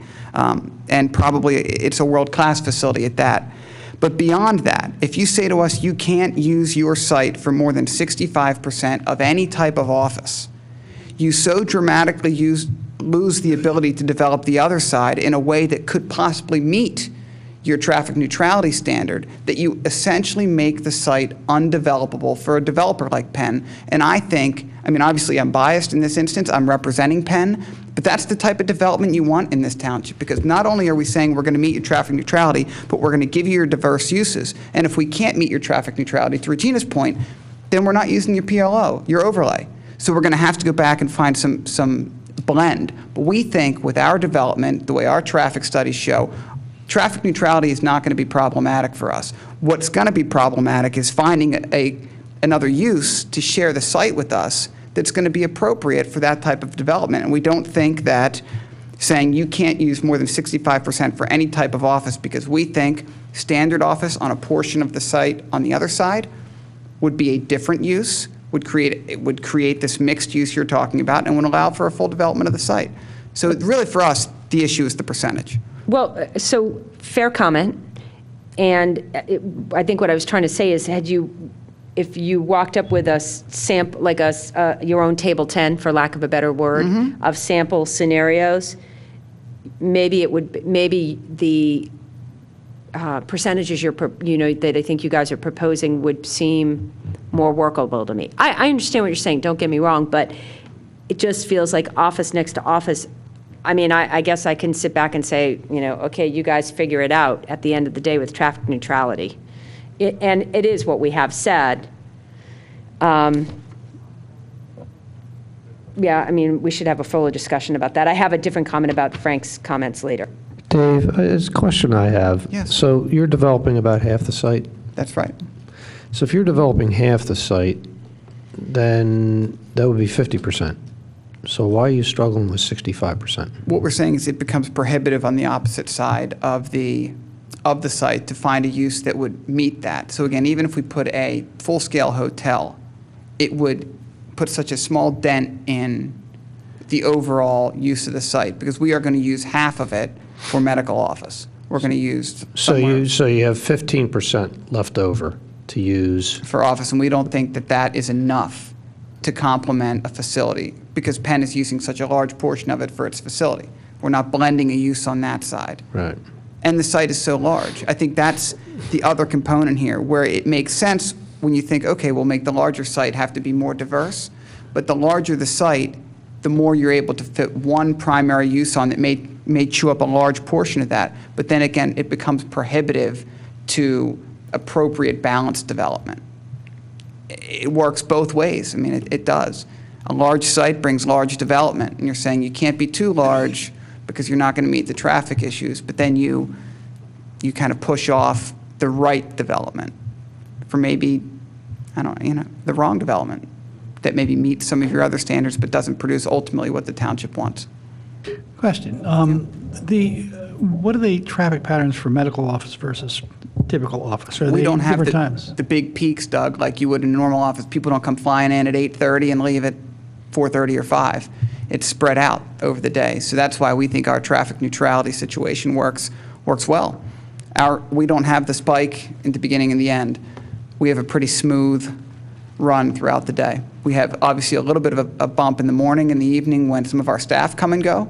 But really, the use there is people coming in for procedures, and because of the way these offices work, they're not coming in every 20 minutes and leaving. They'll come in and stay for 3 or 4 hours and leave. And Do you have any,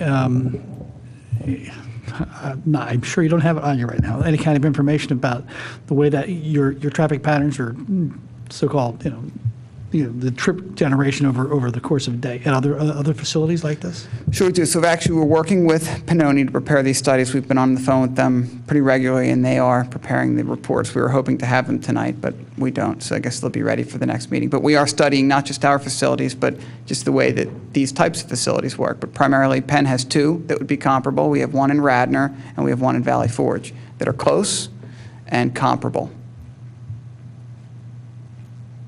If in fact he's telling the truth, or if in fact the facts, let me rephrase that. I try to as often as I can. He's an honest person. If in fact the statistics or the vouch for data him. bear out what you're saying, Yeah. that's what I intended to say. Forgive me, I didn't mean to besmirch you in any way. If the data bears out what you're saying, then that's exactly the kind of thing that we've been trying to achieve, isn't it? We think it is.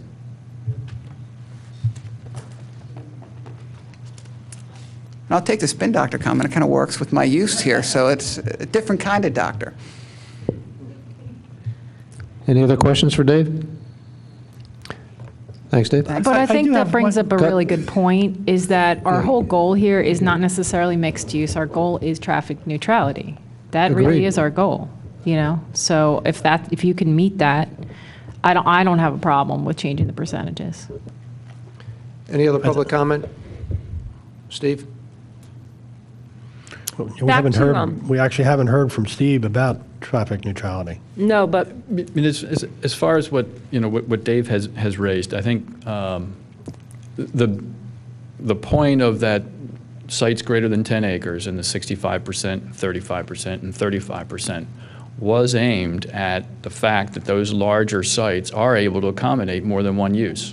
You can have a bona fide mixed-use development on the larger sites. And then throughout the PLO, you may also have a little bit of mixed use, one site versus another site versus another site. In our tests that we ran on just some site designs, combining both those maximum floor area percentages as well as the traffic neutrality limits, what the mix that worked was something involving both office, hotel, and multifamily. Multifamily has very low trip generation per 1,000 square feet. And so that the 3 of those put together worked well for the traffic neutrality. To get 3 uses like that on the sites that are less than 10 acres, then it gets pretty tight. It's very difficult to do, and I think that's why the Planning Commission has seen fit to modify those floor area percentages for those. That being said, I think, so preserving that 65% it was the intent of all along of the ordinance. Differentiating between medical office and general office would provide the flexibility for Penn's type of development if you wanted to pursue that, but would still then establish retain the floor area percentages to hopefully promote on the other two sites greater than 10 acres, on-site mixed-use development that might have a different combination of uses. But, so Steve, back when you were talking about, like, what's a reasonably sized hotel? Just as a for instance. I mean, in talking with our land development folks, maybe 120, 140 units, rooms. How many square feet is that, though? 70, 80,000 square feet. Okay, so And that's, those are rough numbers, but I mean, because I did the math out of we said 470, right, for the Penn property? First office, the calculation you based all your stuff off of is off of 470,000 or 425? we had compared to 475. Oh, 475. I mean, so we're talking about, can they get the mixes on? Can they get the mixes on there in that 35%? Because that's a hotel, a 70,000 square foot hotel, is a whole lot less than what they're going to have kind of left over, if you will, on the other part of the side of the property. Biomed's plans years ago, Brandywine's test plans for the Biomed site all included both hotel, office, and multifamily development. And while they weren't looking at traffic neutrality necessarily, that's the kind of mix that was at least being envisioned for a site that large. And I think it's a land use issue as one, and like you said, Susan, after you decide what land uses you want, traffic neutrality is up to you. You size them however you can keep the traffic at that neutral level, and go about your business. Yeah, the problem we're running across is, we're designing this ordinance to hit the run-of-the-mill developer, and along comes a single-use corporate user that throws all these percentages and whacks it all out of proportion. Right. Question is, do we try and make an accommodation or not?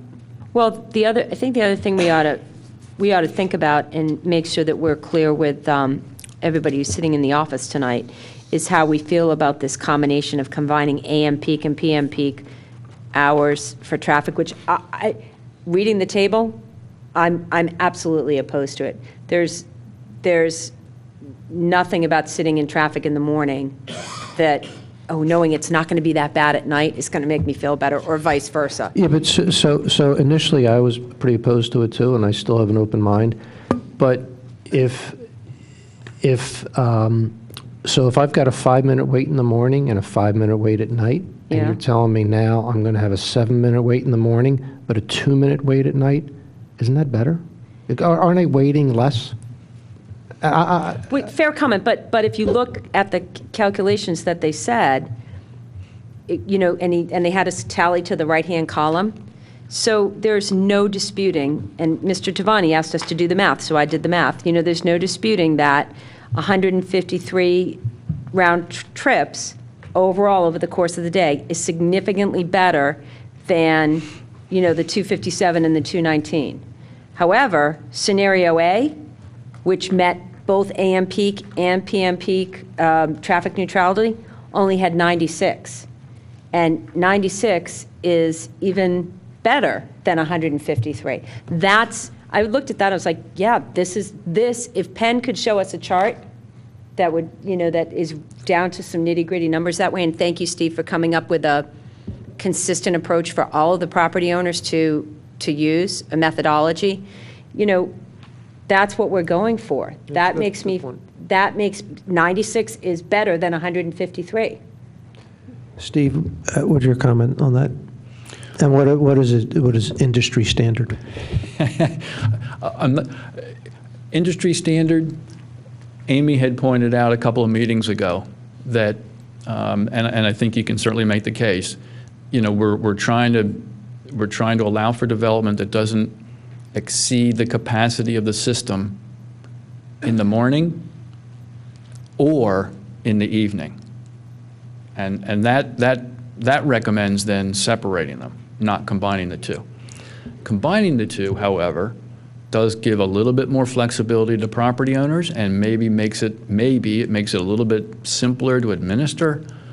But in terms of trying to be able to say that, we haven't exceeded the capacity of the system with at least what's coming off the sites. Now, that doesn't mean that the background traffic of people going to and from isn't going to increase, because it will. But at least from the sites, separating them is still, I think, industry standard, quote unquote. Well, and plus which, if every single property were to apply this blended approach, but every single property were to have heavier traffic, either in the morning or in the afternoon, take your pick, as their heavier time, but it overall blended, the cumulative effect of that is we may not see any traffic improvement. Yeah, it could Well, be are we worse. trying to get improvement from the development or neutral to where we are today? I meant improvement in terms of the And experience. it's 106, Susan, it's a mathematical error. 25 and 20 is 45, not 35. Oh, thank you, 106, which is still better than 153. Absolutely, still better. You're right, I took that third column, though. All right. Can I just comment on that really quickly? Sure, come on. So thank you, Susan, for doing the math, and thank you also, Charles, for catching my mistake. It is That wasn't me. 106, That was not somebody else. 96. The only thing I would like to point out, if I may, is that, again, if you look at the two existing conditions, you have 257, 219. These are just for this particular site. And then the two hypothetical conditions are 106, 153. So if the intent of the ordinance as named is traffic neutrality, that means that either you get less or the same, not necessarily de minimis. It's not traffic optimality. So I would think that respecting the landowner's ability to try and develop the site in more than one way, I don't think the township can necessarily say you can only develop a scenario A because that's the least. I think the intention is to try and look at traffic in a neutrality situation. And if you combine those two uses, you see that either of the two peak hours, rather, you see that either of those scenarios is significantly less traffic than however you want to choose to look at the existing condition. And again, the only point I was trying to make is the township could really shortchange itself if there's a hypothetical situation, irrespective of this report and irrespective of this property, but there's a hypothetical situation where the existing traffic is 100 in the morning and 100 in the afternoon, and a proposed use comes along, it's 102 in the morning and 20 in the afternoon. It's going to fail if it's going to look at that individually, because that first peak hour is 2% greater. But if the afternoon is 80% less, I would think it's pretty clear that there's going to be a benefit to the community if that scenario is actually approved. But if it's looked at as individual peak hours, it won't get to that point because it will fail the ordinance. So I just think it should be considered. Thank you. Well, I have a question. Amy, do we know when our critical time is at this location? Do we have that kind of data? I believe that your PM peak is the greatest degradation of service and queues. I think there is a morning peak, but I don't think it's as significant as the PM peak. And you probably do have a midday peak when people are heading out to lunch too. But the PM peak is most likely the worst. So I guess my feeling is that we'd have to be more careful with the PM peak, if that's the case. I don't really see the PM peak myself. I'm not here for that. So I've seen the morning and I know how bad that is. So if it's actually worse at some point in the evening, then I think you ought to keep them separated, because you could reduce the AM peak and increase the PM peak, and like we were saying, have a much worse case scenario if it's a cumulative effect. Yeah, I'm back with separation, so. Would we consider as a group maybe a de minimis deviation, like 5 or 10%? Well, they could just change the size of the development to make that difference up. Yeah, why don't we let them deal with that at the time of application? I do want to follow up on a couple of other comments that were, just clarify, actually. I believe Mr., I just have to catch his name real quick. Adams. Should we maybe go through this one at a time? Oh, okay. We've been kind of piecemeal in this thing. I'm a little uncomfortable doing it that way. I just wanted to get clarity on the two comments he made. I Okay, go thought ahead. that his comments provided for Steve Gabriel, the comment about, it's quick, the comment that Mr. Adams made about on page 5, being concerned that property lines that adjoin existing zoning districts, if they were to bring in a residential use.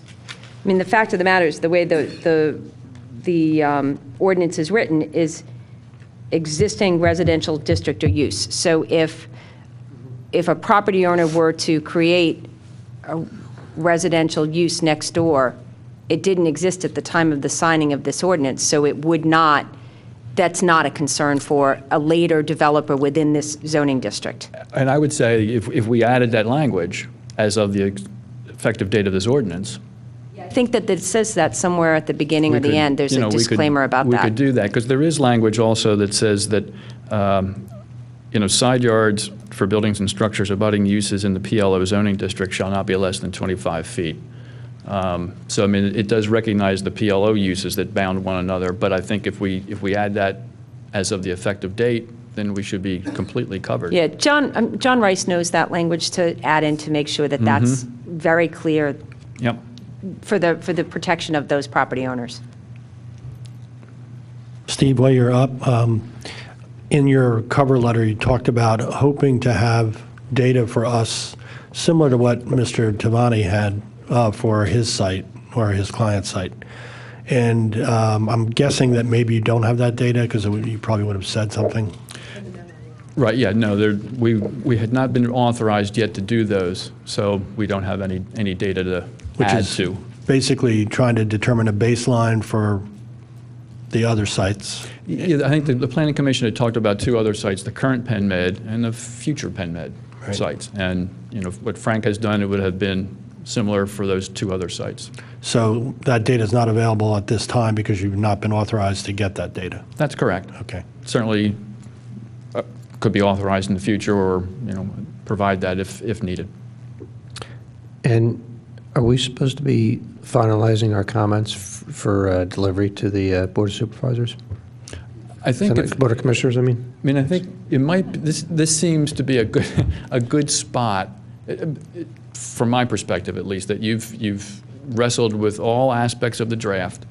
Not necessarily that you are ready to act on this draft for formal purposes, but it might be time to say to the commissioners, we think the draft is the right approach.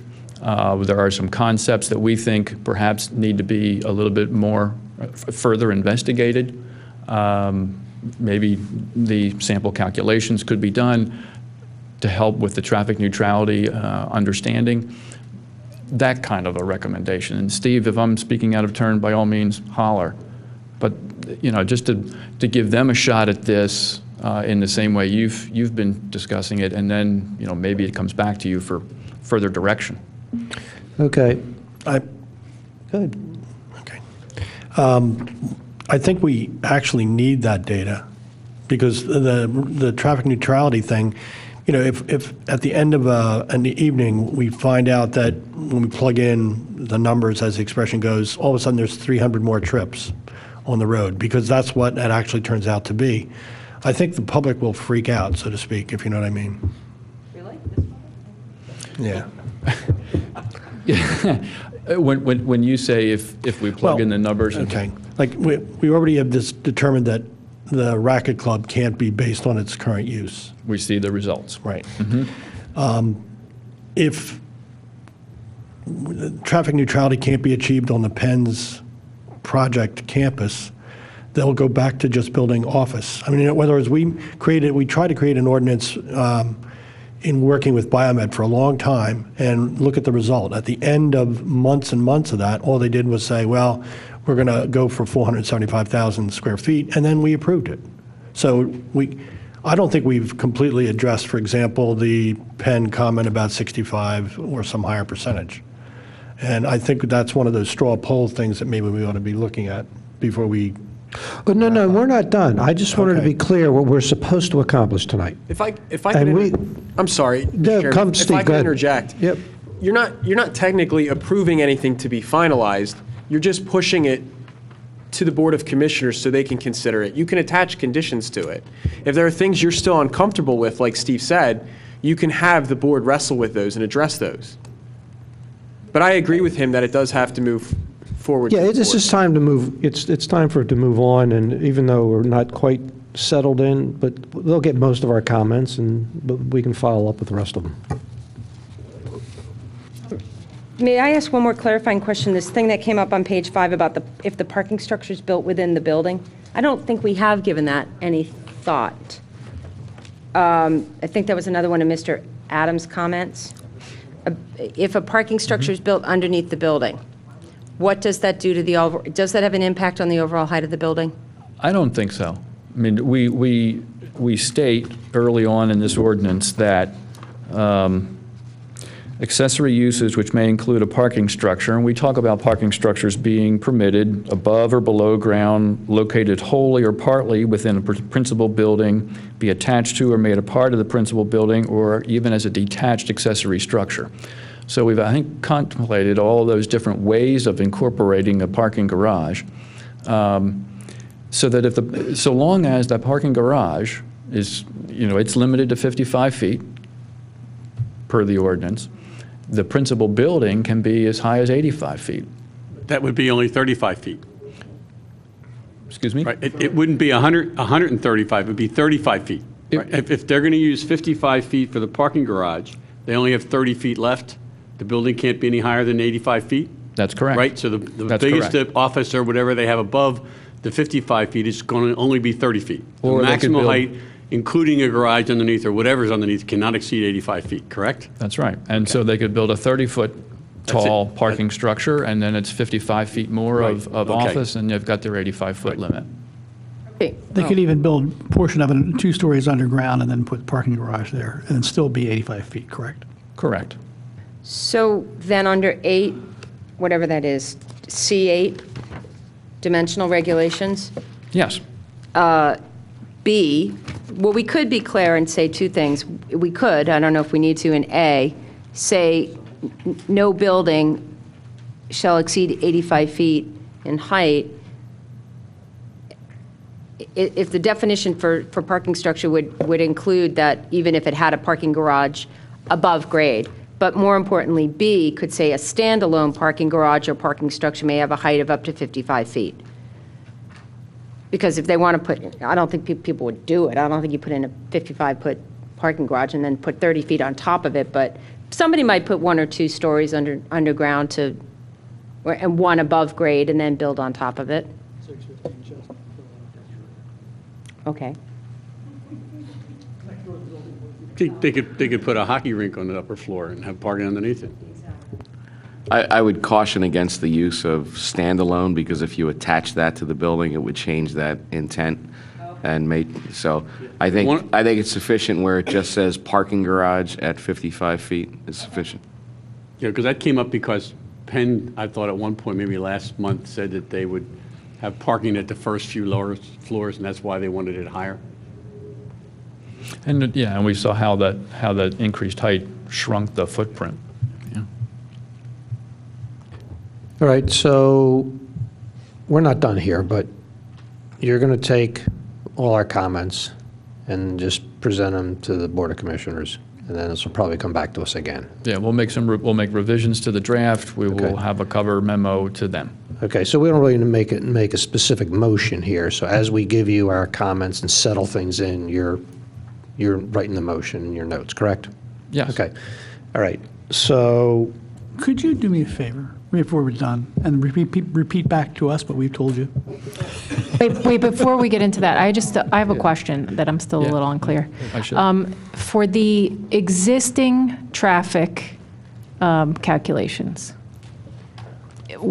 somehow we're allowed to assume it's all office can you go over that one again, where we're having that's where I'm having an issue with? Well, yeah, I guess in past meetings, we've talked about 2 different ways of getting that existing condition. One was to simply look at the existing uses, or I think even as Frank had talked about, legally approved uses within the existing structure.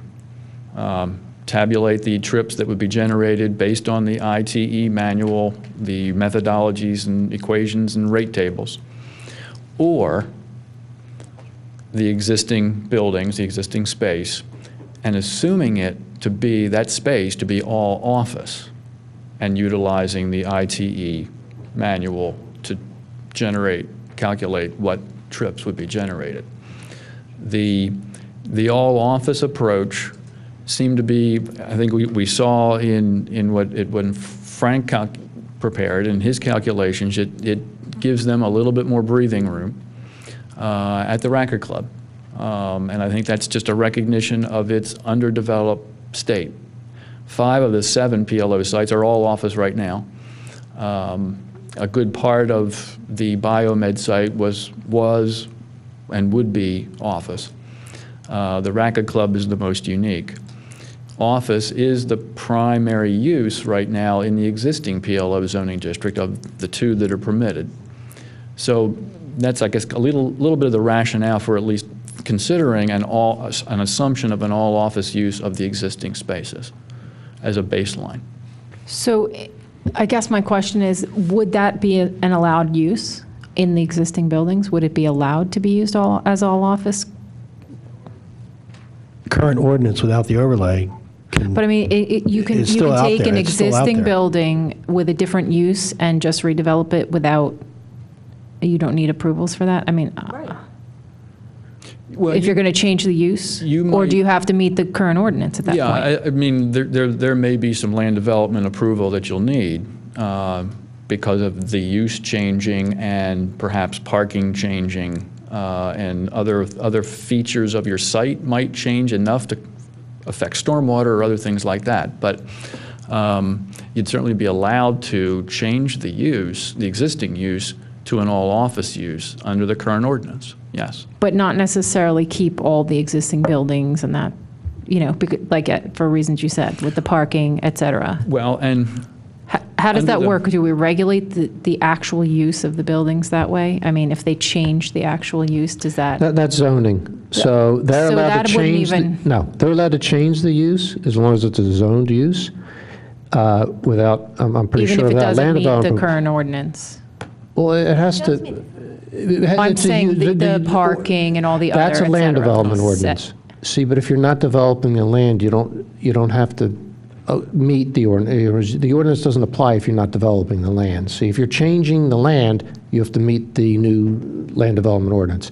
If you're just changing the use from, if he changes one of the tennis courts and makes it an office, I'm pretty sure it's an allowed use. All he has to do is get a CO, and assuming his parking's all the same and everything else. So nothing would need to change other than the zoning, the Than approval? the zoning. Now, if he violates some other code because of, maybe he does violate the parking, so maybe he doesn't have enough parking for all that office, then he has to file a land development plan. But if it's just a change of use, no. So you're saying if you change the use, but you don't meet the ordinance, If he changes the use, we're trying not to get to, what we'd have to do to answer your question, I think, is we'd have to have him file a full land development plan to understand. But what we're doing is he's one small piece, and we're just trying to make him fit into our square peg and a round hole thing. So if he changed the use and didn't have enough parking for the new use, then he would have to come in and file and then put more parking in and show everything else. I'm pretty sure that's what he'd have to do. This is the same Or as go any for a variance. redevelopment Or of go a for variance. But hang on, Mr. Goodman owns his property. If he wants to redevelop his property as all office, he submits a land development plan like every other property owner. Then the building size changes because you don't have parking. That's what I'm saying. You're not grandfathered those buildings. Can I add something here? Yeah. I just want to make sure we're not. Can I add something here? If you're doing any improvements to the lot, you have to file a land development plan. Yeah. If you're leaving the building exactly the way it is and not touching anything on the outside or the footprint of the building, you're not increasing the size of the building. If you're just moving out the tennis equipment and moving in the office furniture, you don't have to file a land development plan unless you're required to do improvements to the lot, such as increased parking or anything like that along those lines. Is that true even if, for example, you're taking a warehouse and then turning it into office space and so forth? Because what you're doing, you're altering just the inside, you're not altering the exterior. That's correct. But you're having a tremendous impact. That's correct. You're not. As long as it's a use by right. Yeah. And So I just wanted to understand that, to understand what we're putting in place. And we have protections in such that we're saying at the time this is enacted, right? this applies at the time this is enacted. So someone couldn't go and somehow maximize their land use in any Well, way. again, what we're describing here is a very hypothetical situation. If you took a plan that's a tennis court and turned it into an office, most likely your parking does not meet, and it would kick you in the land development because of the improvements that would be required. But speaking hypothetically, if you could do it, you wouldn't have to file land development. But any improvements to the lot kick you into land development. If you used, for your calculations, and I think this is maybe where Regina's getting, for your calculations, when you were going to evaluate, and probably even what Mr. Devani did, when he said, is currently legally allowed uses or developing the whole property, the presumption you were making is you were taking the acreage, you were doing, the basic math of the 80% and what a building could be, and make the best, a rough cut calculation of how many square feet of office space. That's basically the methodology that you were using. Well, I mean, I think in the case of the Racket Club, they took a look at their building and said, we know exactly how many square feet of tennis club or restaurant or rock climbing, as it's been recently approved, how many square feet for each one of those uses. And Right. so based on that existing square footage, then they calculated the number of trips for each of those uses that ITE says would be generated. Alternatively, you would just take that same square footage and say, if we assume it's all office, ITE says this is the number of trips. Right, and my point is that what we talked about you doing last month that you haven't yet gotten approval from the township is doing basically not bothering with the existing legal uses that like Racket Club did, but you were going to do the same thing to the other 6 properties and do that calculation to assume what the maximum office space could be and use that as a base for the traffic neutrality. That was one of the, I think Steve was only going to do 2 other properties. We were going to do the only current 2. Okay. current Penn site, the old Biomed, and the Racket Club site. And yeah, we were Okay. going to look at the existing uses. I mean, the current Penn site's pretty easy. right. We know what it is, and assuming it was going to be all office, then here's what it is. Right, Here's how. okay. Here's an example of how you would do traffic neutrality calculations. Yeah. It's the only issue I'm having is that, we are, by making this assumption that this is 100% office at this location, we are defaulting to a higher allowable threshold for the traffic. But it's, I don't know. it's zoned for that, so they It's can not do that. zoned for that. No, They no, would have what to provide Regina's- what adequate Regina's- parking if It they is, had it it, is zoned for office. but not for that size on Well, the we don't lot know. with those setbacks. We don't know.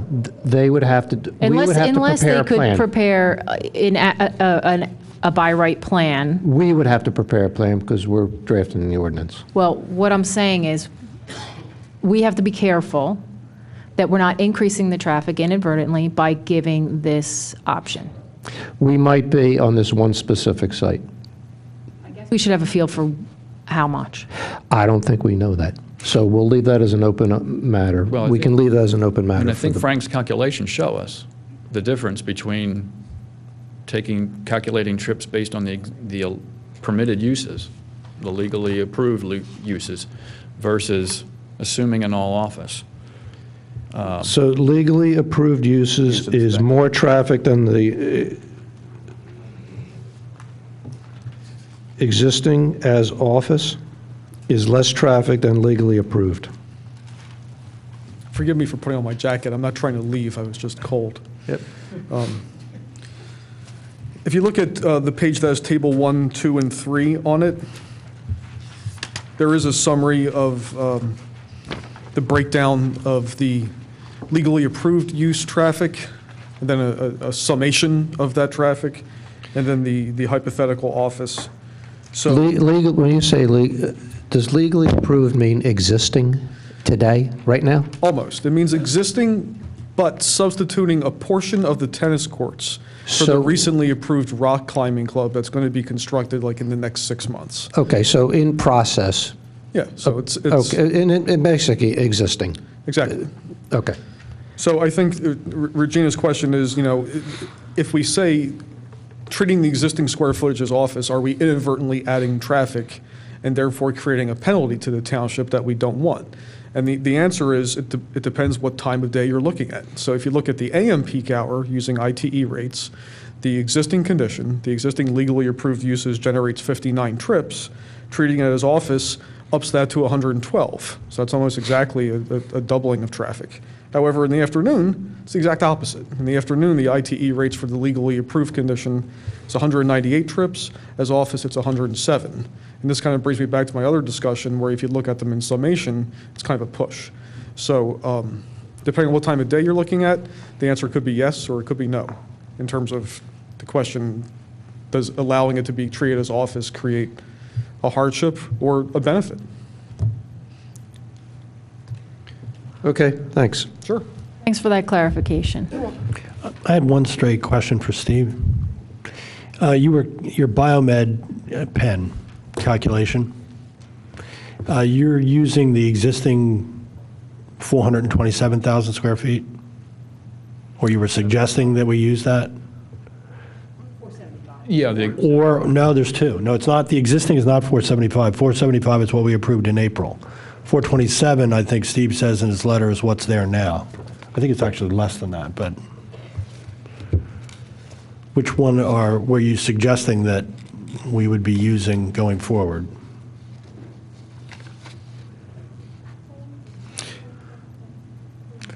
We approved in April Biomed's plan for 475. Yeah, and I had been envisioning using the existing space. But the existing space is less than Is less than. what we approved in April, which means that the owner of the property, the new owner of the property, could still do the biomed plan with refinements, but, you know. Yeah, so the existing space as an As all office, office is kind as of office. falling somewhere in the middle. Yeah. It's kind of the compromise of existing space, existing uses versus all office at 475,000. But I thought the way you wrote the ordinance is that the base calculation will be on the existing buildings as of the date of adoption, which in this case is the 427, and it kind of doesn't matter. No, I thought you were splitting the difference in round, and that's why you. I was asking him to saying clarify, 450. because there are two things out there. There's what they could have built in April, theoretically, and what is actually there. And The existing square footage is what we were 427. looking at, the 427. Okay. All right, so we're good. Yeah, I think So- we're good. An interesting point right here to bring up with the traffic neutrality plug-in is if the use is, and the building is so structurally designed that it is medical offices, and Dave brings up or finds numbers for us that shows that it reduces traffic, maybe it shouldn't be based on, maybe he shouldn't be held to the 427 or a smaller number. Maybe you can actually have a little more density if your traffic isn't a problem. I think Well, I'm let's good not with, add I those. think I'm good with the way we have it set up, where the traffic neutrality is what drives the decision.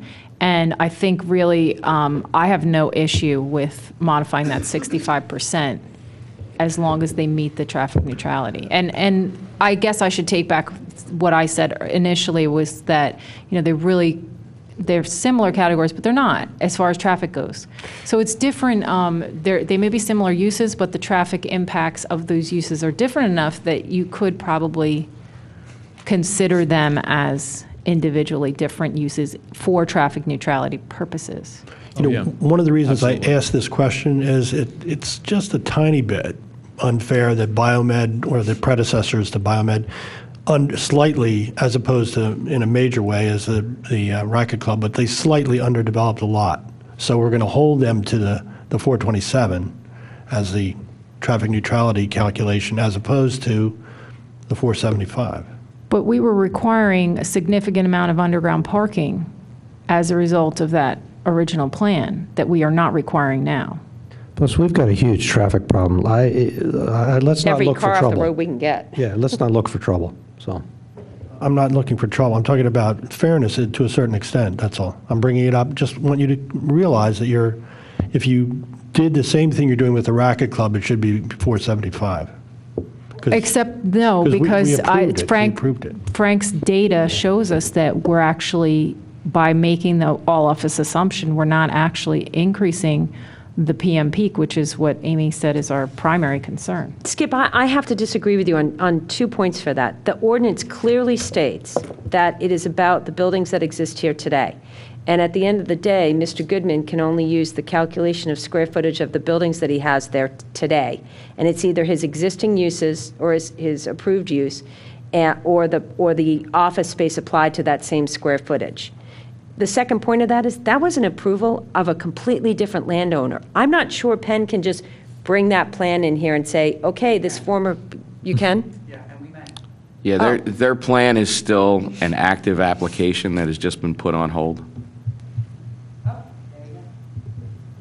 So I'll just offer, if I may, please, that, so we put that plan on hold kind of for this exact reason, because it's it's a right that's there for us to take as this property owner.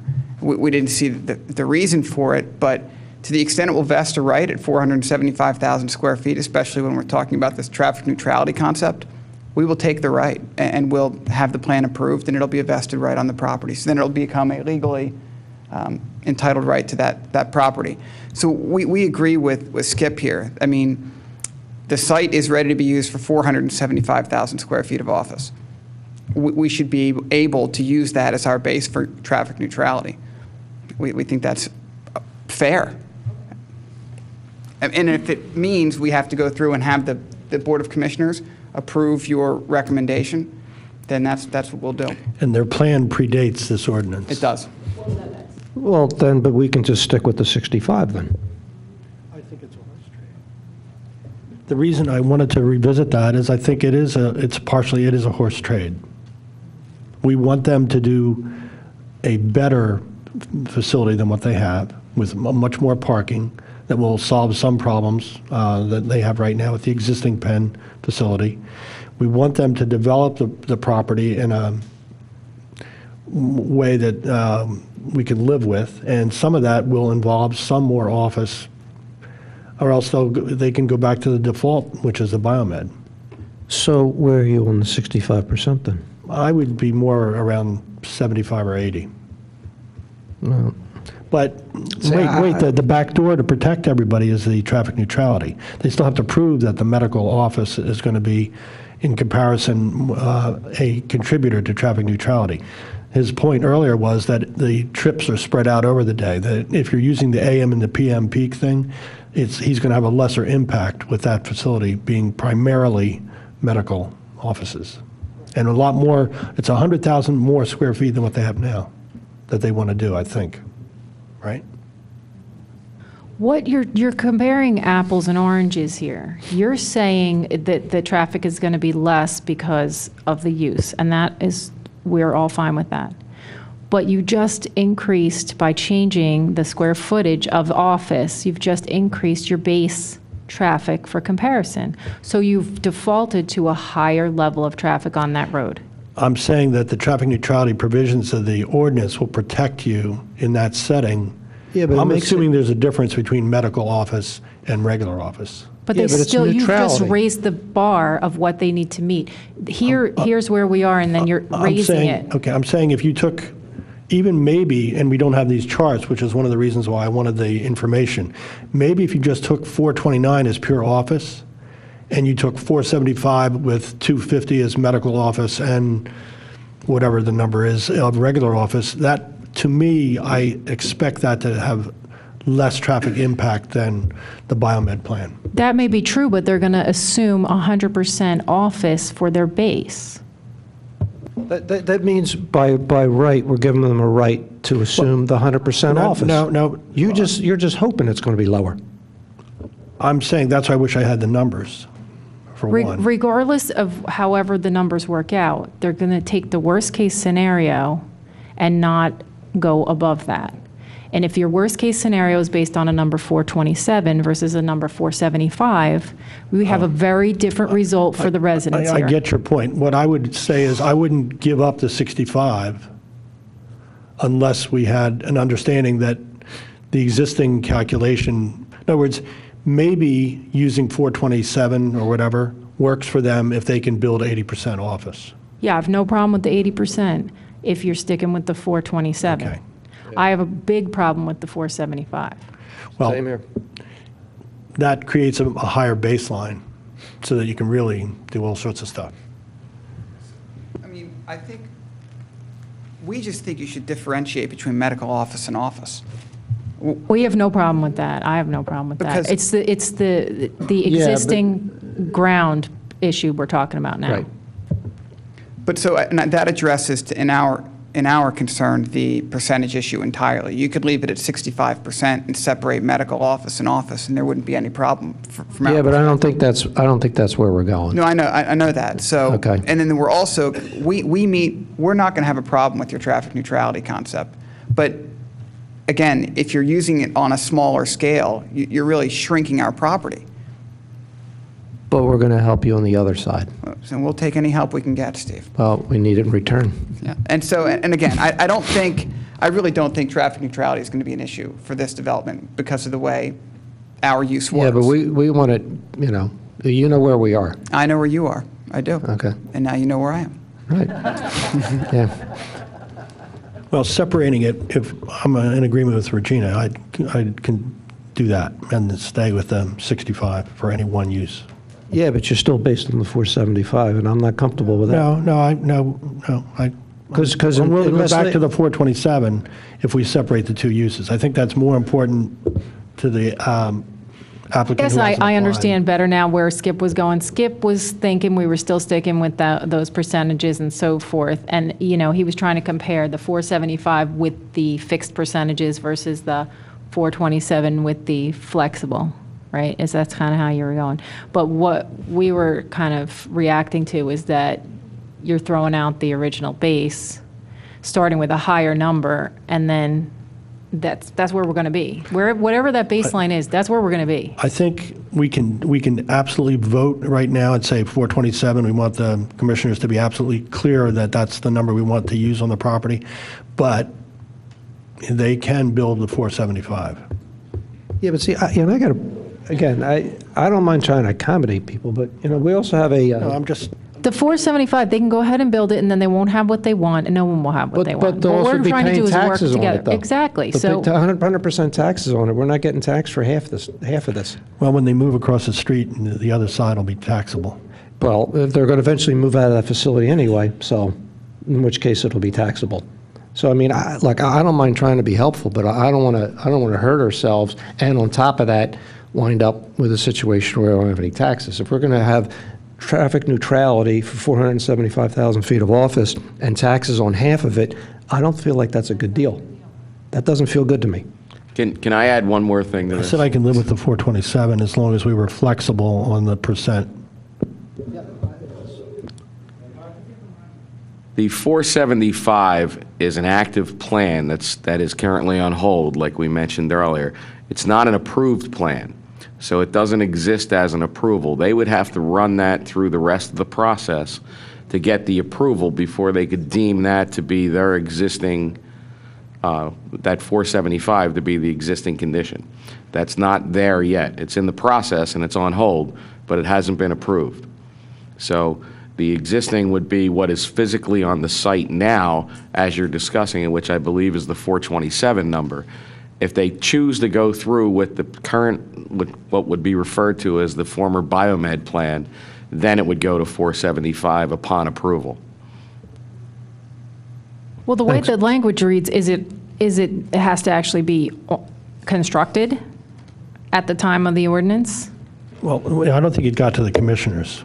What I'm saying is I think we the approved it. language that we have in this proposed overlay is for something that's already constructed, not just approved plans. The overlay is different from Biomed's plan. Biomed's plan doesn't need the overlay.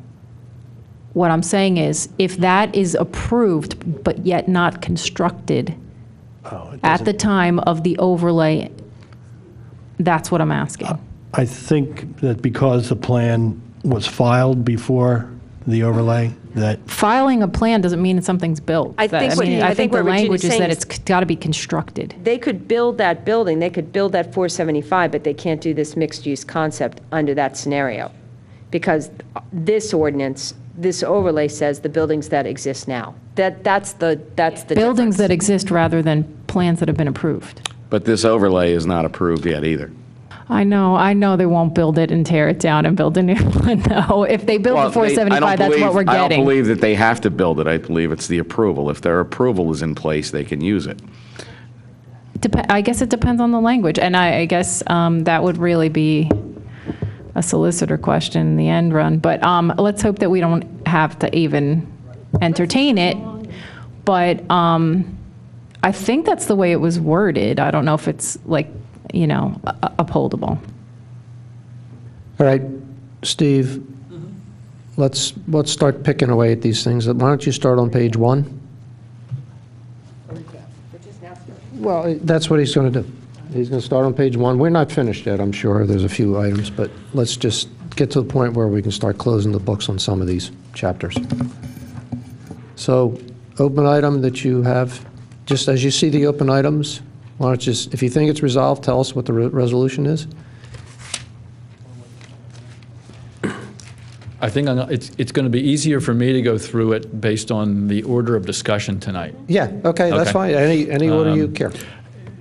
We wanted to make sure that when we said sign height, we meant the height of the top of the sign as opposed to the height of the sign face, the physical. The dimensions of the sign. The dimension of the sign. It's a sign face height versus a sign height. Yes. Sign height is defined to be that distance from the ground to the top of the sign. And so we want to make sure that those are consistent with what we intended. Right. Regarding that, we talked about illumination and said not in any fashion shall the corporate ID sign be illuminated. So that I think, and we wanted a definition of corporate identification sign as well. And I think we've got at least a start within the ordinance, within the regulations about corporate identification signs. One sign per building. What else we have dimensions? We talked about it being, I think, for the specific purpose of logos. Yes, or, Steve, it's a use provided for in here, but it's not defined at the beginning. Yeah. Okay. So just getting a definition, so Okay. everybody was agreeable to that. And I think that was all I had. That's all I had on the signs. Yep. And then from Dave Adams' presentation, the garage within the building, the allowable height, we'll look at that again to make sure that it's understood that in that scenario of a 3-story parking garage, you can put on as much more building as you can, up to 85 feet, but that's as far as you go. The existing residential and that additional setback, buffering, and step back requirements, that we wanted those to be existing essentially as of the effective date of this ordinance and not involve anybody who might build age-restricted multifamily development on a PLO site. And I think we've said we want to continue on the traffic neutrality to measure that, measure the baseline versus proposed AM peak hour separate from PM peak hour. We're not combining those at this point. And I guess up in the air would be the floor area maximums, percentage maximums for sites greater than 10 acres, if you want to change from the 65% for office / medical office. Yeah, well, I think we're going to have to tie that in. Yeah, I to thought we were going to try and compound. differentiate between the office and medical office. Well, we're going to differentiate, we're going to separate office and medical office, making them separate, but that's tie, I don't know how we're going to tie that in to that it's based on, for the Biomed site, 427,000 square feet. Mm-hmm. As we'll use that as the existing condition from which we calculate traffic neutrality. Is that a hard number, that 427? Because I don't remember it being that high.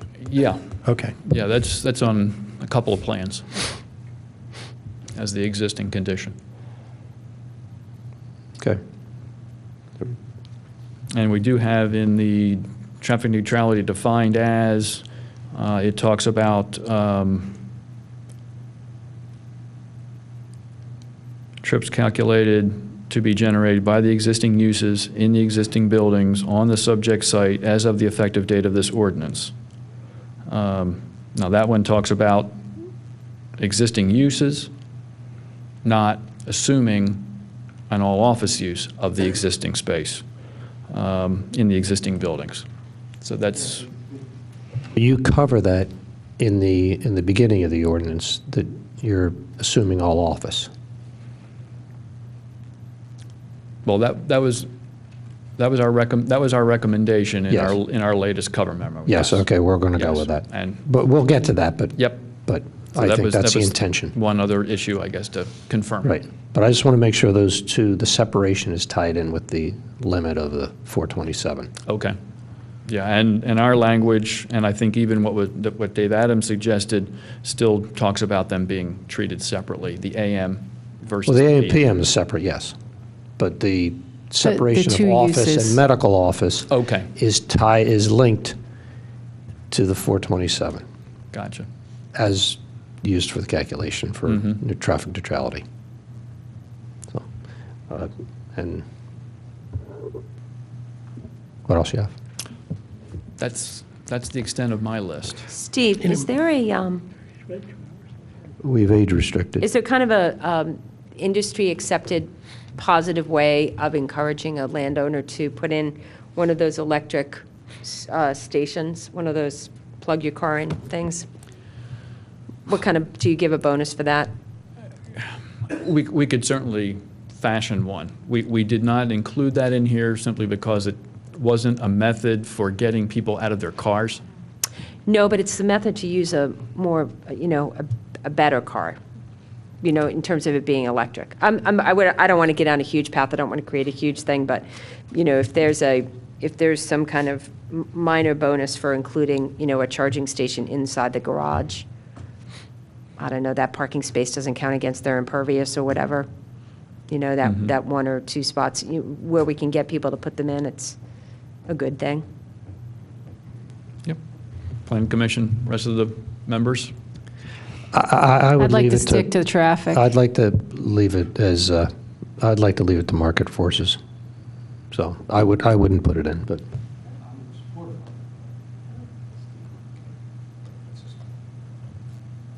Yeah, we don't want to get overly complicated. I think we want to, our concern is the traffic. And, I think we have to stay clear on that. I just want, maybe staff can clarify this real quick, or Steve. The fact that medical offices exist in the PLO and regular offices exist in the PLO means that they're already permitted uses. In other words, again, they don't need the overlay district because those uses already exist in the PLO? It doesn't by itself mean that they're permitted, because it could be an existing non-conforming use. Okay. And I don't know how the township would have treated the Penn Medicine facility at the time that it went in. I was just curious about that. Yeah. There's under the existing ordinance, there's no differential between medical office and office. It's all considered office. Yeah.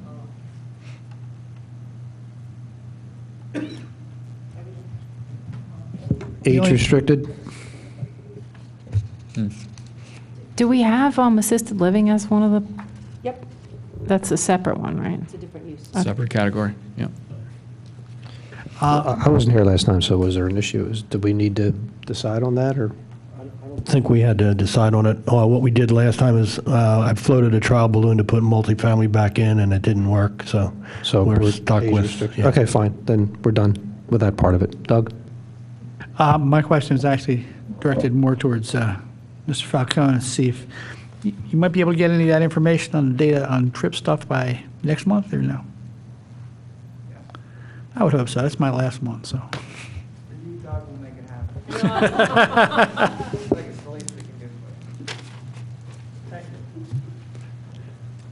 Is anything else we missed? Anyone? The sign is killing me. Can we go lower, smaller, anything? on the Which logo. specific sign? 140 square feet is big, and at the top of the building is high. Make a suggestion, and then we'll vote on it. I don't know.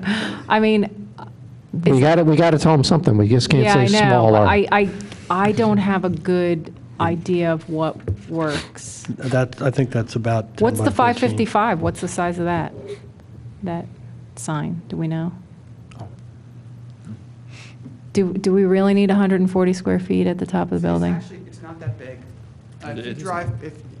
When you put it on a building that size, it's a small sign. If you go down the Penn Medicine at Valley Forge, they have theirs at the parapet, obviously below the roof line, but it's bigger than that, and it looks tiny. I have a picture of it on my phone. It's not helpful for you, but it's in scale. It's not that big. It's a pretty small sign, especially non-illuminated.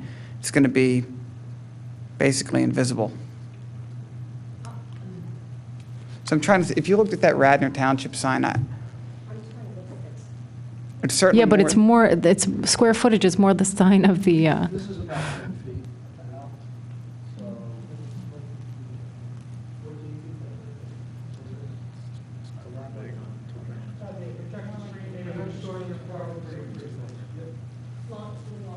I mean, could we do something where we like had a height restriction?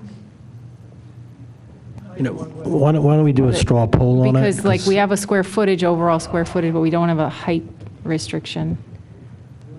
I mean, does it go through design review or anything? Okay.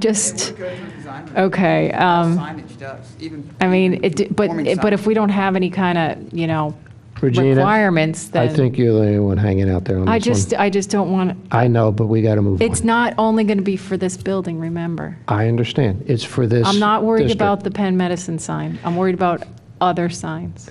We got it. We got Very it. open. I understand. You've made your points. I'll take another straw poll. I don't mind doing it. If someone could just have a little more detail to that, if you could just recommend some more detail that would protect us from signs that we would really regret. Well, sometime in town, go up to Valley Forge and look at the one up there, then you'll get an idea. Is that Well, where it is? I'm not concerned about what Penn Medicine's going to do. I'm concerned about what some unforeseen Yeah, but we're sign talking might about look how many like properties? elsewhere. 5 properties? Well, we're talking 7 properties, some of which will have We're talking 7 properties, a couple of which at least will have multiple buildings. But these properties are the, I guess, most valuable properties in all of Radnor Township and probably in much of the Philadelphia region. I think any corporate participant in these buildings is going to put something up that's attractive and classy, because that's the kind of development they'll be participating in. And these are limited to just name or logo. I will say this, one thing that we could add in, just as a little protection, is under that D, it shall be limited to a single entity's name and/or business logo. Somewhere in there, it actually has to be an actual tenant of the building. And I know that sounds a little crazy, but it's not out of the realm of possibility that a landowner could sell the corporate spot to a not building entity. So what? Yeah, I mean, Seriously, it's a sign. What do we care if Penn Medicine is, you know like what I mean? the Sierra Center, there's no tenant called Sierra, Yeah. but it's a Sierra Center. Trying to, This sign's going to be 85 feet in the Naming air. rights. Or, it could be 85 feet in the air. 85 feet is, that's 8.5 basketball courts in the air. Just imagine how high a basketball rim is and go 8.5 times that. That's 85 feet. The basketball's 10 feet off the ground. That's up there. So you're looking at something that's 85 feet in the air. If it's small, and it's not going to be illuminated. If we're not worried about the size, that's fine, but I would like it to be that they would have to occupy the building. I think that makes sense. I mean, why should they be able to just use it as an I don't care advertisement? about that, but we got to move The whole on. intention is to identify the building so people can find it, et cetera, then why not say that it has to be, Okay, we're going to have a vote on it, and we're going to say the tenant has to be in the building, but the signage, the way we suggested it. So tenant in the building, yes? 1, 2, 3, 4. Well, 4, it doesn't matter, there's 7 of us here. 4 wins, 10 it has to be in the building. That's how democracy works. You can't talk about it anymore.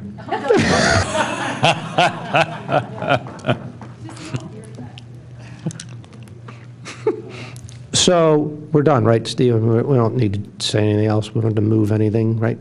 We're just, there are comments, and that's that. Okay. So next on the agenda is public comment. Old business. New business. Adjournment. Good evening. Guys, real quick, I'm sorry, I didn't mean to interject at the last moment. If you could make a motion to move this to the Board of Commissioners, that would be appropriate. I didn't get that out in time, but. Okay, meeting is now officially reopened. Whatever. I move that we send the PLO mixed-use overlay zoning amendment to the Board of Commissioners for review and feedback. All in favor? Aye. All opposed? Nay. Motion carries. Meeting adjourned.